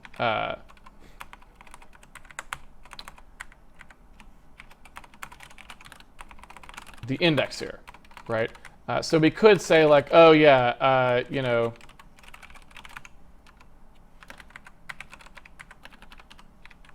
let's subtract those two out, and let's do the match there. And did I do that subtraction right here? I did, right? I think, yeah. Cannot convert argument 1 from sim region to U64. Entity hash occupancy. There we go. So I can still do that assertion. I just have to assert on the occupancy list, and off we go. All right, so this is not what we want to see, right? This is saying that that bit actually is set, which is no good. What? I don't know. Let me see here. Hash occupancy and entry. So the entry we're getting back here is 0. So it looks like I messed something up. Let's see. So the only way we'd get back 0 is if we scanned through all of these and there was literally no space available, right? So really, in theory, this should be assert that result is not 0, because if result is 0, that's just bad. So there we can see that that's bad. So isEmpty in this case is a case where I'm obviously not doing this operation correctly, and it's because this is backwards. So what we want to do is know if this bit is not set, right? Because we want the bit to be clean. So really, we're just looking at like, that we're looking at an and not, if that makes sense. All right. So we still got problems here. Although I would like to, for debugging this, I'd like to debug it in, if possible, I'd like to debug it in debug mode, because right now we're still in, let's see here, optimize mode. Here we go. All right. So let's take a look at what's going on here, because we probably should step through that code and just make sure that it's doing everything reasonably before I get too far down the debugging path. But the head is 0, whereas the body is something. So technically, this code really should be switching on the head. So that's actually kind of a bug in this code. But because we've got it, I think that's good, because we probably want to debug why it's not finding that guy. So let's take a quick look at why that's going on here. So let's see. We look at what our hash value is, and we're looking to see if those are empty by looking inside the hash. I think that looks pretty good to me. We look at for whatever our indexes come back as. We are looking to see whether or not the array at that location, that still looks pretty reasonable. For marking something as occupied, we're marking the bit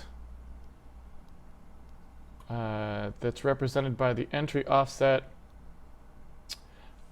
So here's one thing that's kind of nasty about this, is that these aren't, well, these are actually, I guess, based off of the same base pointer. So that's supposed to technically work in C as well, I believe. So I think even that index computation should be safe. So yeah, that all looks pretty reasonable to me, actually.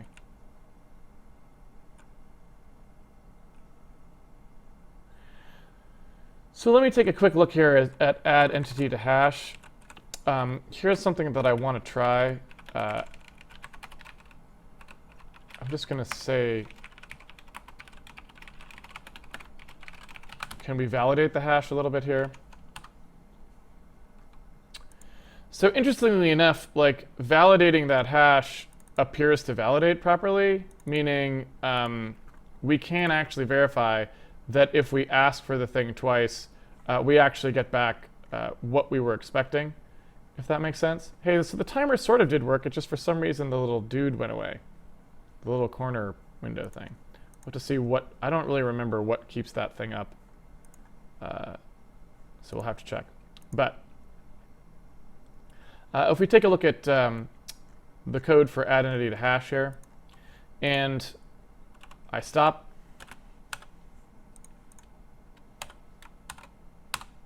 at that location. If I come through here, it's the very first time it hits the hash, so it should get out exactly.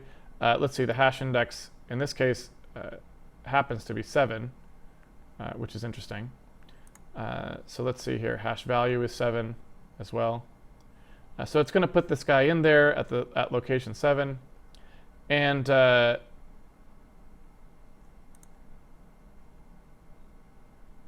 that looks like it's exactly what we think it should be.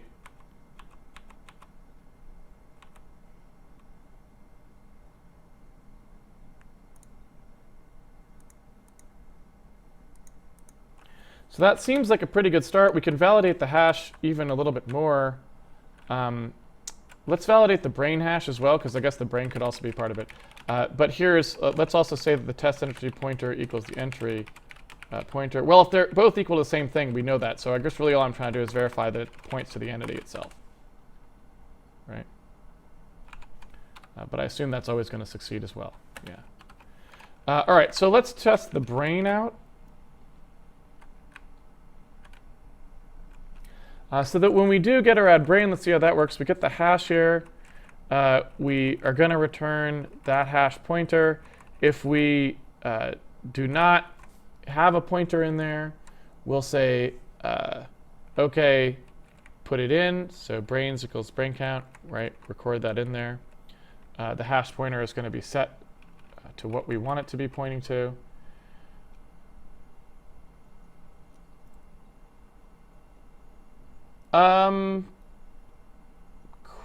Questions. So wait a minute. This is a bug. Nobody ever sets this brain ID. Right?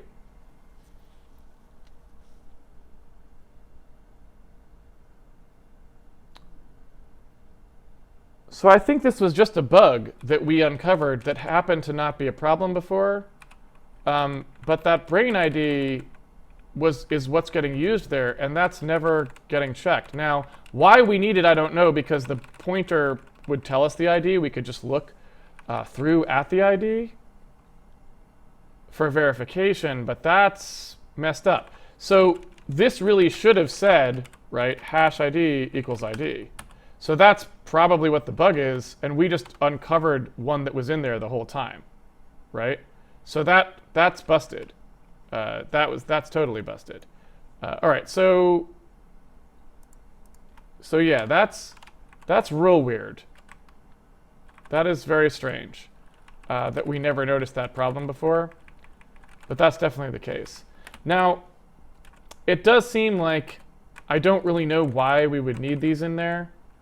Because, like I said, you can look through to the entity pointer and find out what its index is. So I kind of feel like these, in fact, there's a 2 right next to them, which is why are we storing them in the hash?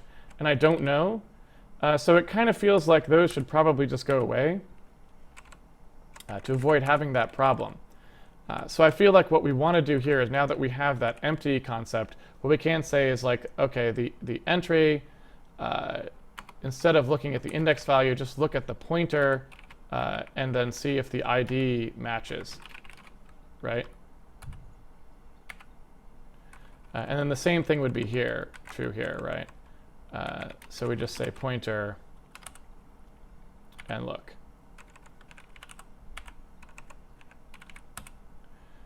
And that seems like probably the right thing to do. And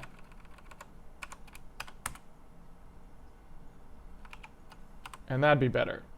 Now we still have obvious problems here, like our brains are still not working properly, so we definitely didn't quite do it. We're in a very bizarre sort of pattern there, but at least we're getting a little closer. So now, at this point, I just need to figure out, is there any other problem that we introduced when doing brains? All right, so we're clearing out our hash occupancies.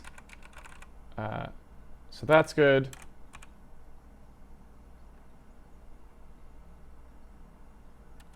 And we're clearing out our null entity, so that's good as well.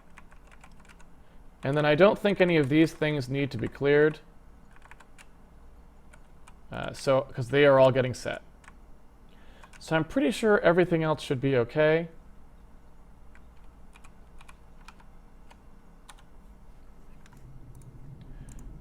And actually, if we look at this too, you can see that we've successfully solved the problem that we had as well, which is that if we look at how long it's taking to do our clear now, it's negligible. So just by switching to the occupancy to something that we could clear quickly, we completely eliminated that 13% hit that we had. And now begin world change is actually much lower down on the profile as well. And this is in debug compile. So that's the clear in debug, not even the optimized clear. So that's all good news, but we're still sort of having a weird sort of problem in terms of assigning things to brains. So we haven't really quite finished yet, but it is time for the Q&A. So I don't know, we may have to leave that as an exercise for the next time, unless we can find it relatively quickly. So I'll take a quick look just to see whether it's obvious what the problem is before we debug it much further. Yeah, but that's just the way that is. All right. So what's interesting about this behavior pattern here that we can kind of see, which is interesting, is that we do get one brain's worth of work sometimes, right? So when I run this thing, oh, well, this is even more interesting. So sometimes you do and sometimes you don't, right? So it's like something weird is happening. Like that brain update worked, but the rest of the brain updates don't work, right? And that's particularly, like that's just really weird, right? So something about finding the brains is very touchy, who knows what's going on with it, but something weird. So when we call getAddBrain here and we pass the brain IDs through, we must be doing something odd. So maybe let's verify this a little bit. So here's the get hash from ID for our brain stuff. And I guess it's a little premature for me to say that it's definitely in the brain code, right? That's really more of a hunch than anything else. But we compute those hash indices and we do the isEmpty on each of those. And then when we're asking for the storage index thing, where we check against the storage index value, we're just looking at the ID of the pointed to brain, right? So if it's empty, it'll never check that. If it's not empty, if it's been marked as occupied, then it's going to go ahead and do that mark. Now, I guess we should check to make sure that mark occupied is working properly. So here's our mark occupied for the brain hash. We're subtracting it away, and we're using the brain occupancy table for it. And that is, I think, roughly what we want to do. If we take a look at the brain hash occupancy, it is lined up properly with the brain hash itself. So presumably that should be pretty safe. But, again, who knows? So let's double check here. We'll do an assertion on a couple things. We'll assert that. We'll assert that isEmpty is correct. So we want to make sure that our brain hash occupancy for whatever the hash index is here is correct. So that would be hash minus simregion brain hash, right? So now we can at least assert that we never try to fill something that was already filled. That's good. When we mark it occupied, we could do the opposite.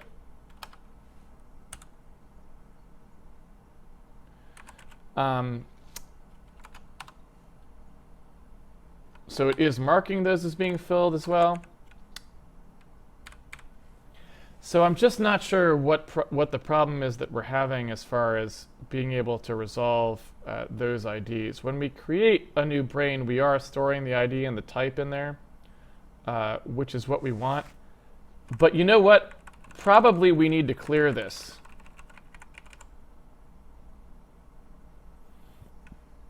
Probably we do need to clear this, actually.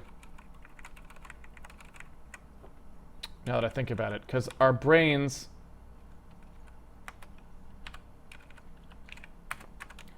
In fact, that's probably the entirety of it. So our brains look like this. They need to know whether their slots are filled or not. So at the point where we actually go to use this, we would have to clear out the brain itself.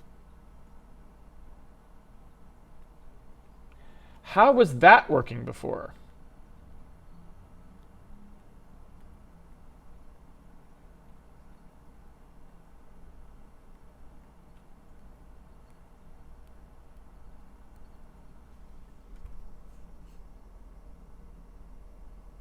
It just seems like even that should not have been working before without a clear, right? Because if you want to look at what's in a given slot, when is that even getting cleared? Do we clear it down here? I mean, because I assume that when we push the brain ID, when we grab out the brain IDs, you can kind of see, here's we're getting the brain ID out, and then we're putting something in there. That something that we're putting in there, though,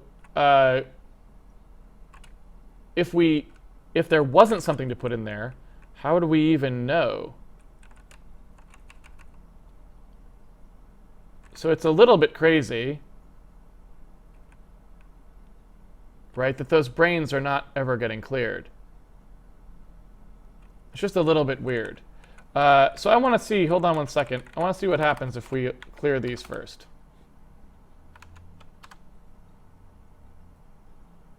So that's still not a problem. I assume that that's not a problem because now that I think about it, a lot of this memory is going to be cleared anyway because we're not recycling it. So it's coming from a zero pool, probably, because it comes from virtual alloc.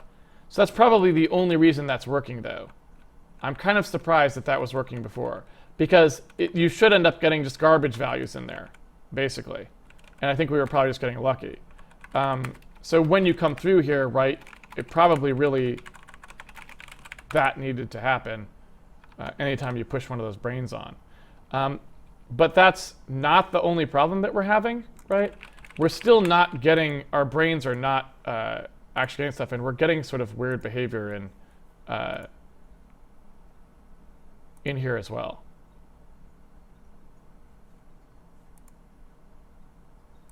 Right, just really weird. So something is still up, something is still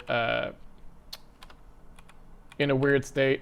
And what I might want to do as well here is say, hey, why don't we check to make sure we're not doing something bad. We added this code specifically for this purpose. So I want to just check to make sure we don't have some bad memory situation going on. So what I'm going to do is say, like, okay, let's check for overflows here in our push size. Let's just turn on overflow checking everywhere. Does anyone have any? So we don't seem to be having any overflow problems at the moment. So that's good. What we do seem to be having, not again, is a block that's not closed or something like that. It just disappears.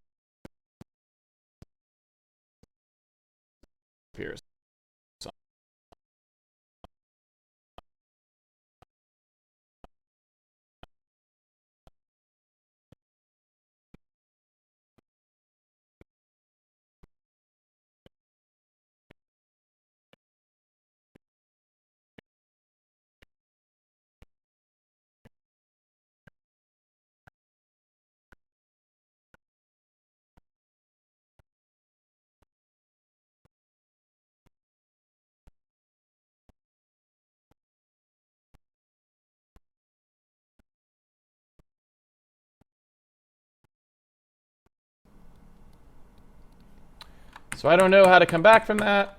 I just have to kind of wait for Windows to decide that it's going to suspend my process. And we can just sit here indefinitely, I suppose, and cross our fingers. Oh, boy.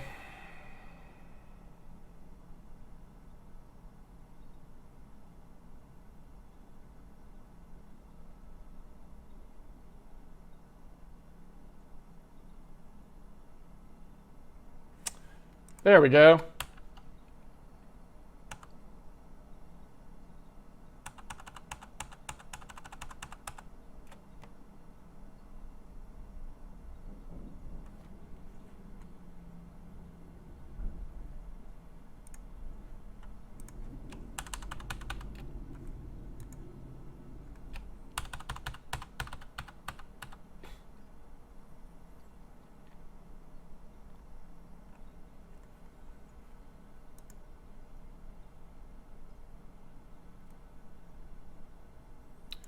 All right.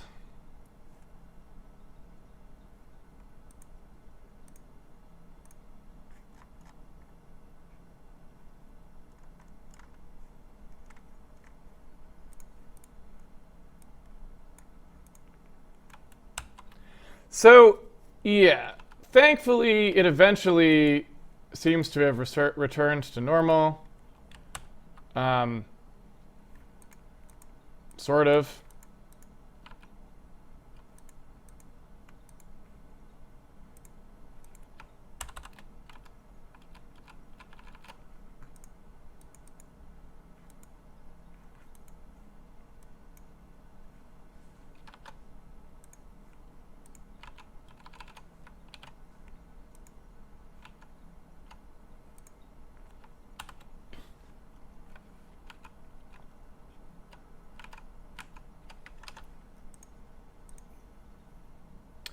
question is, can anyone actually hear me at this point? I think they can.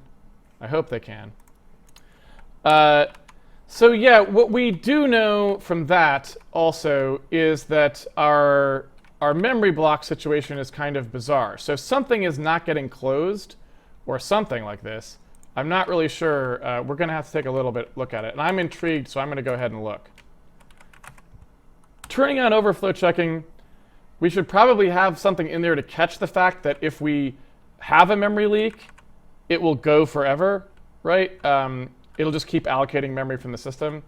And because the arena allocator isn't in there, it'll just sort of multiply ad infinitum. Good news is we didn't seem to have any overflows, but we definitely do have something bizarre happening with the memory allocation in the sim region. Probably in the debug stuff, right? But yeah, I'm not sure who it is that's doing that. I'm not sure who is unmatched there, but we're definitely having a thing where there's some kind of weird mismatch of open and closed blocks or something, because we get this sort of weird misalignment that we definitely see showing it up even if we just run the program normally. And in fact, here you can see it. It just keeps getting more and more sort of like, it just keeps allocating more and more, and presumably that's inside the debug stuff. But again, yeah, I have no idea who is responsible for that. And we don't know which elements are responsible for this. Like, we don't really have a good way at the moment of tracking when something is, opened and not closed, or something else similar like that. So I'm not sure how to go about tracking that down at the moment. We don't have really any tools for it, like at all. And so that's kind of a bummer that we don't have any really good way to deal with that.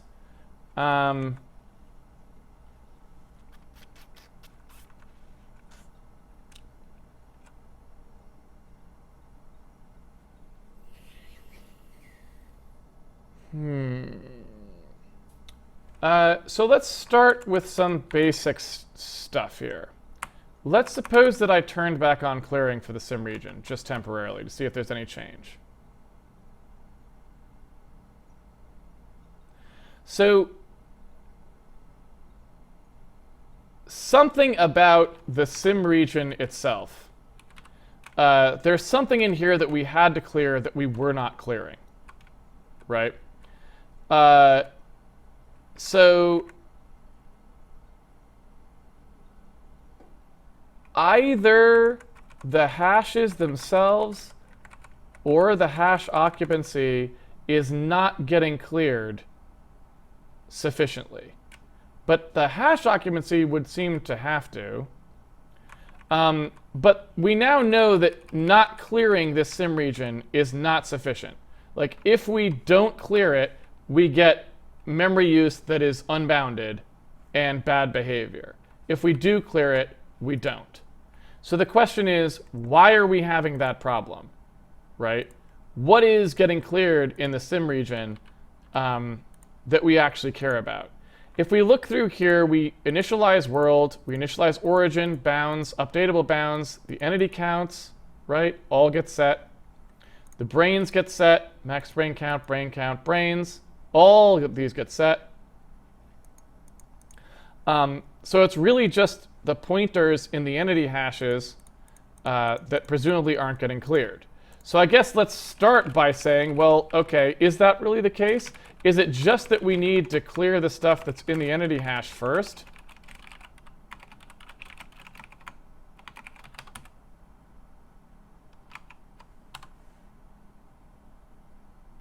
So it's clear that we need to be able to actually clear those things. Why do they need to be cleared, right? What is the point of clearing them? And so the first thing to look at, I guess, is when does anyone actually ever do anything else? So if we call getEntity by ID here, we get back this entry. I suppose the thing, well, I suppose this is probably it, right? When we say getEntity by ID, this is probably returning an entry, even like, that that entry pointer might be an old pointer from a previous frame or something if it hasn't been cleared out, because we're not checking the occupancy here, right? When we get the brain, we're always doing add or create brain. That's actually looking at the occupancy. Well, actually, no. Even that's not looking at the occupancy. So when we call that get hash by that get hash from ID, we're not actually checking to see whether that thing is occupied or not. You know, that just wasn't something that we were doing. So I suppose what we could say there is, well, when we actually go to see if the thing is empty, we could clear it. So we could say, like, you know, if this thing is empty, then result equals entry and result pointer equals 0, right? And then say else if, you know, storage value is actually valid. So we could do it that way and maintain our previous behavior, meaning we clear when we encounter an empty version, right? If that makes sense. We could do that. I'm not sure if that's the smartest thing to do, but we could start there and then next episode deal with it a little bit further. So yeah, so that's obviously that was just sort of a stupid thing on our part. We probably should have realized that that wasn't going to be sufficient because of the way we were checking it. But we can clean that up pretty easily and then be fine, I think. All right. So, you know, now we're at least not doing any of those clears anymore. And if we go ahead and run this here, let's take a quick look at the profile. So if we take a look at the profile here in debug mode, we can kind of see that exactly what we want to have happening is happening. Let's go ahead and switch to the debug. I mean the optimized build. There we go. And if I run this guy and we take a look at our profile now and we pause, so now we're in a situation where, yeah, okay, so at least we moved like some of that stuff out. The sim arena alloc probably should be lower still. And we forced some of that clearing into add entity to hash. So there is work we probably want to do to maybe make this a little bit more efficient, but we've at least gotten it down to the fact where now it's mostly just the entity copying probably that's really an issue, and that's good for us, right? That's what we want. All right, so now I can go to some Q&A.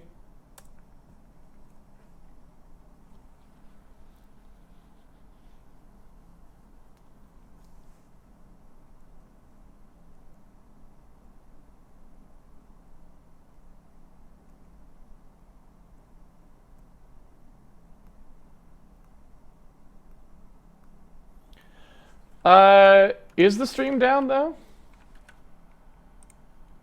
It doesn't look like the stream is down.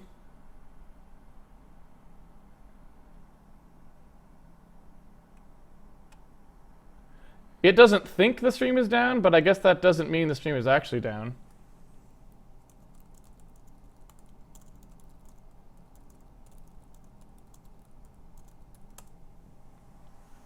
But I guess I don't really know any way of doing that. I suppose people can't ask questions if they didn't get a chance to actually see it. But who knows?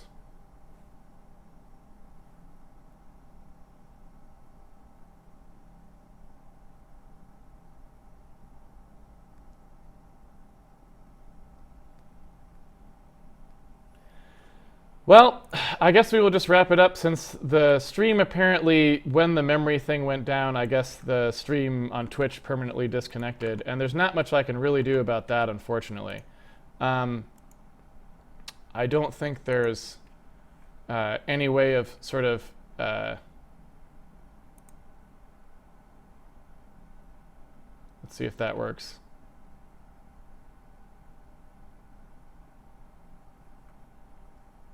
Maybe it will or maybe it won't.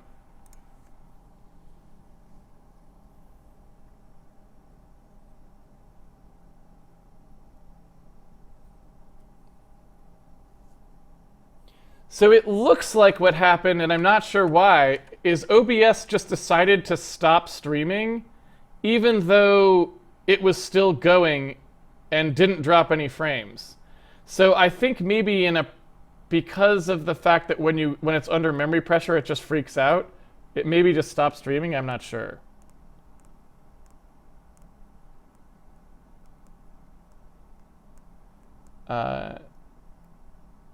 But anyway, you guys will have to go, I guess, watch the YouTube post to find out what happened. I don't want to spoil the surprise. But I'll still take questions on the first part of the stream.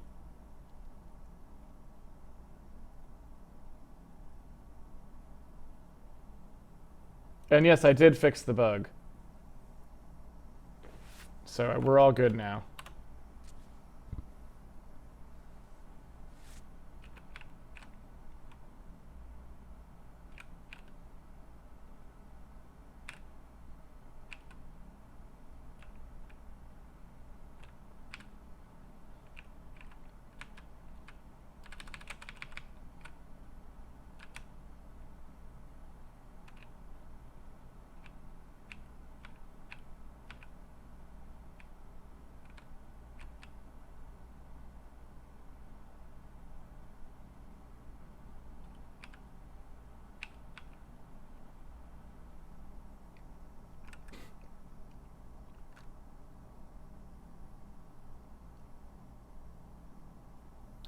There's a to-do in 0 size. I'm not sure if you noticed it.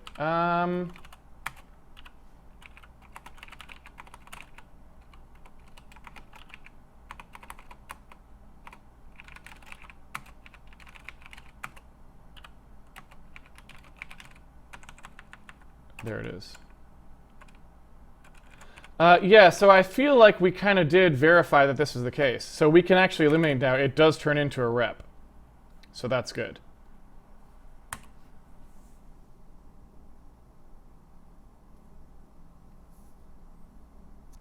The bug was just that there was still people inside. So I can show you what the bug was. So the bug was just that there were still people who were just using the entity pointer to see whether or not there was anyone in the hash. They'd get back a hash ID and they'd just be, or get back hash and they'd be like, oh, if there's a pointer, then it must be valid, which is totally not true.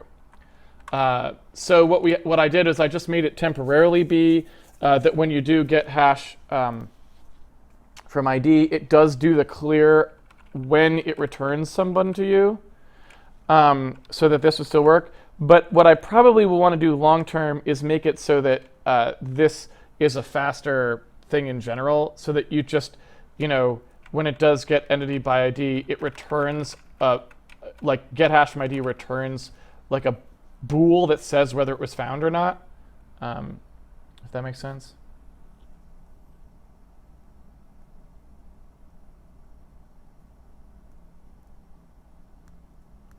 You should have something built into the build script that won't let you compile if the stream has gone down. Is this possible to do in a batch script? Yeah, I mean, it's not possible to do in a batch script in the sense that obviously there's no command in DOS for that. But you could create your own function, your own executable that did that check, and then call the executable from the batch.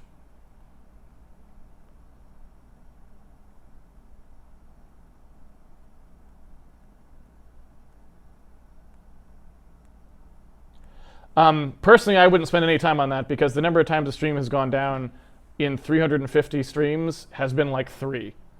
So spending any time trying to prevent that from happening seems like sort of a waste of time, if that makes sense.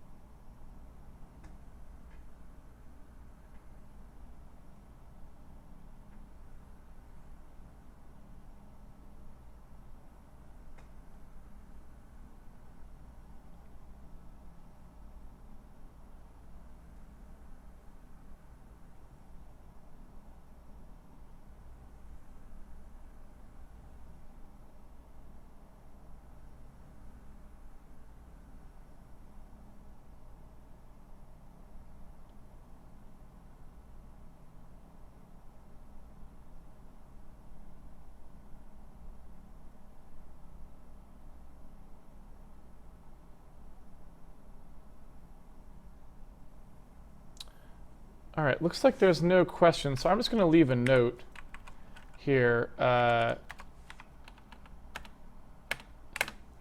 which is like, check.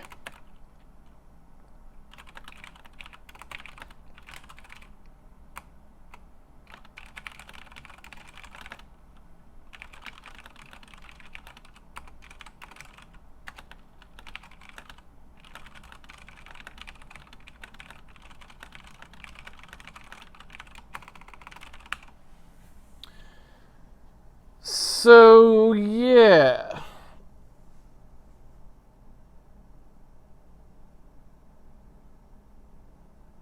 MTS Mox, is it an option to never clear to 0 for arenas and maybe only clear when resetting temporary memory?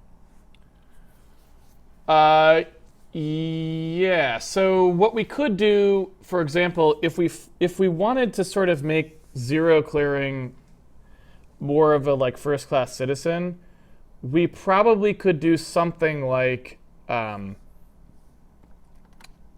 assume that everything in the arena is 0, because we know that the first time we get stuff from an arena, it will be 0, because virtual alloc will return 0'd pages.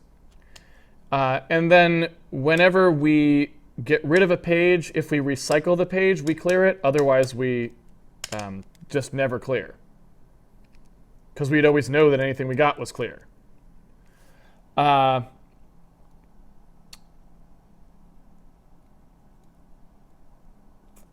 mean, you could do that. I don't think that's a really necessarily good way to go, just because, like, if you think about what happens, let's suppose sometimes you end up doing maybe you're doing some image processing or something, and then you allocate, 8 megabytes in an arena that you didn't need to be cleared.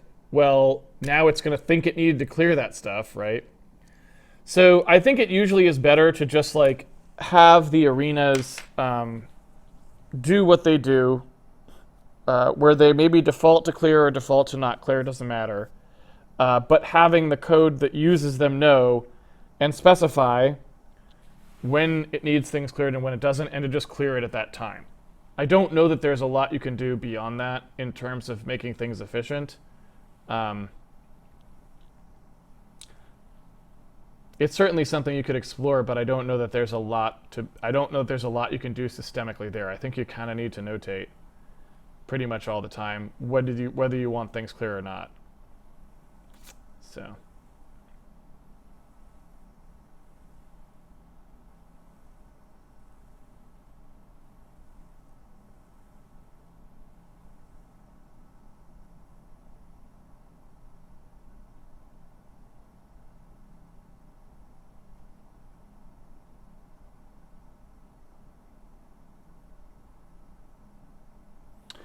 And you know what else I should probably do before we sign off here, actually? Let me go ahead and close this down.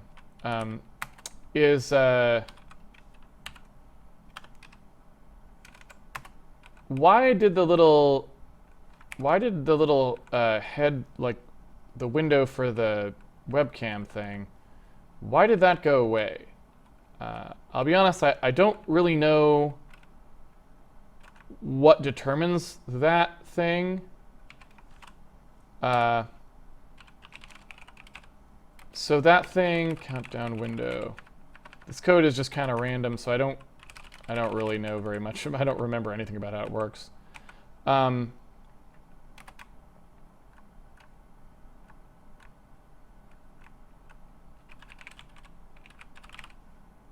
So it looks like, in theory anyway, the target window should only fade out when the target is not active. And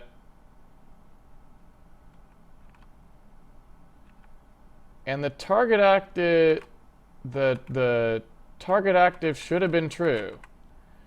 So I'm not sure why we were getting that, like the fade, it should have been calling this target active shouldn't have been false until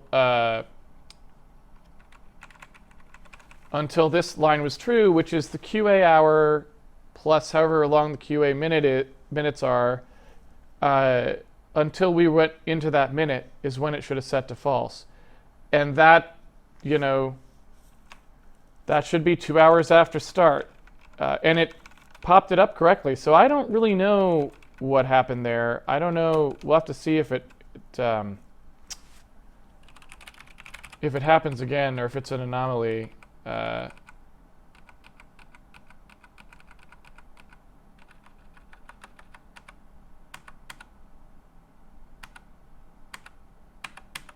Because I have noticed that it's happened occasionally before. So yeah, we'll have to keep an eye on it.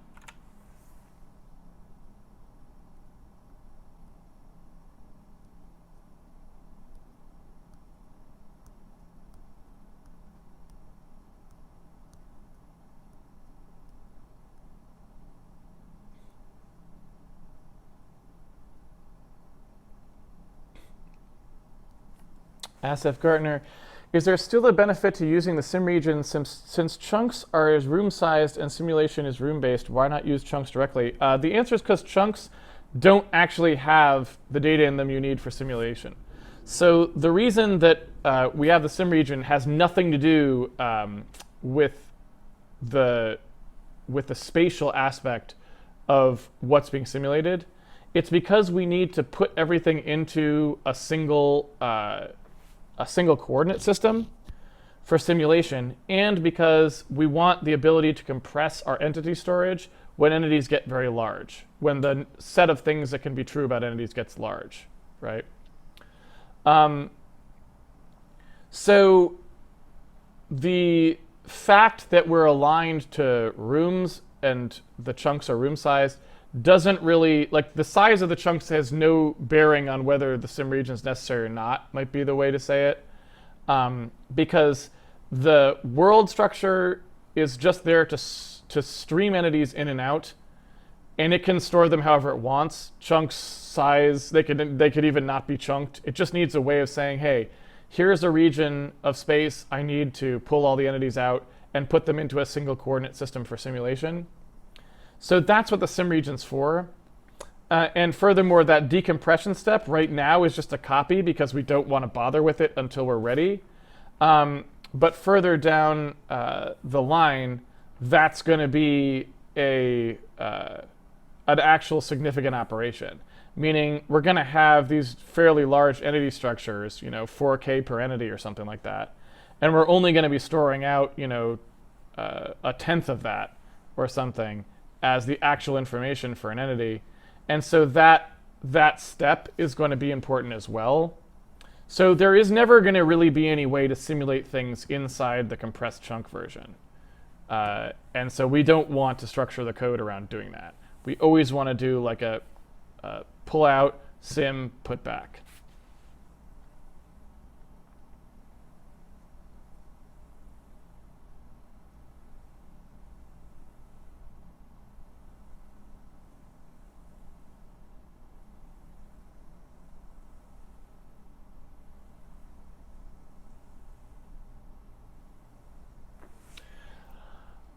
All right, I don't know why this is up. There we go. I'm going to wrap it up. Thank you, everyone, for joining me for another episode of Handmade Hero. It's been a pleasure coding with you, as always. If you would like to follow along the series at home, you can always pre-order the game on handmadehero.org. It is the easiest way to get the source code and play around with it. We also have a forum site you can go to if you want to ask questions, a Patreon page if you want to support our video series, a schedule bot that tweets the schedule at you. So if you want to know when we're going to be live, that's the way to do it. And we have an episode guide if you want to catch up on past episodes. That's about it for today. I will be, it'll probably be 2 weeks till the next Handmade Hero because next week is Handmade Con. So if you haven't already gotten your tickets to Handmade Con, there are a few left, but really it's probably too late if you're not in Seattle because you'd have to buy a plane ticket, I guess. But I think there still are about 15 tickets left remaining to Handmade Con. And so if you do want a last-minute ticket, you can get one. I don't suspect we will sell out because, like I said, I think almost everyone who was planning to come probably had to plan ahead of time to get one. But that's this coming weekend, so definitely check that out. and hopefully I'll see a lot of you folks there. We'll then be back the following weekend with the next actual episodes of Handmade Hero. Until then, have fun programming, everyone, and I will see you on the internet. Take it easy.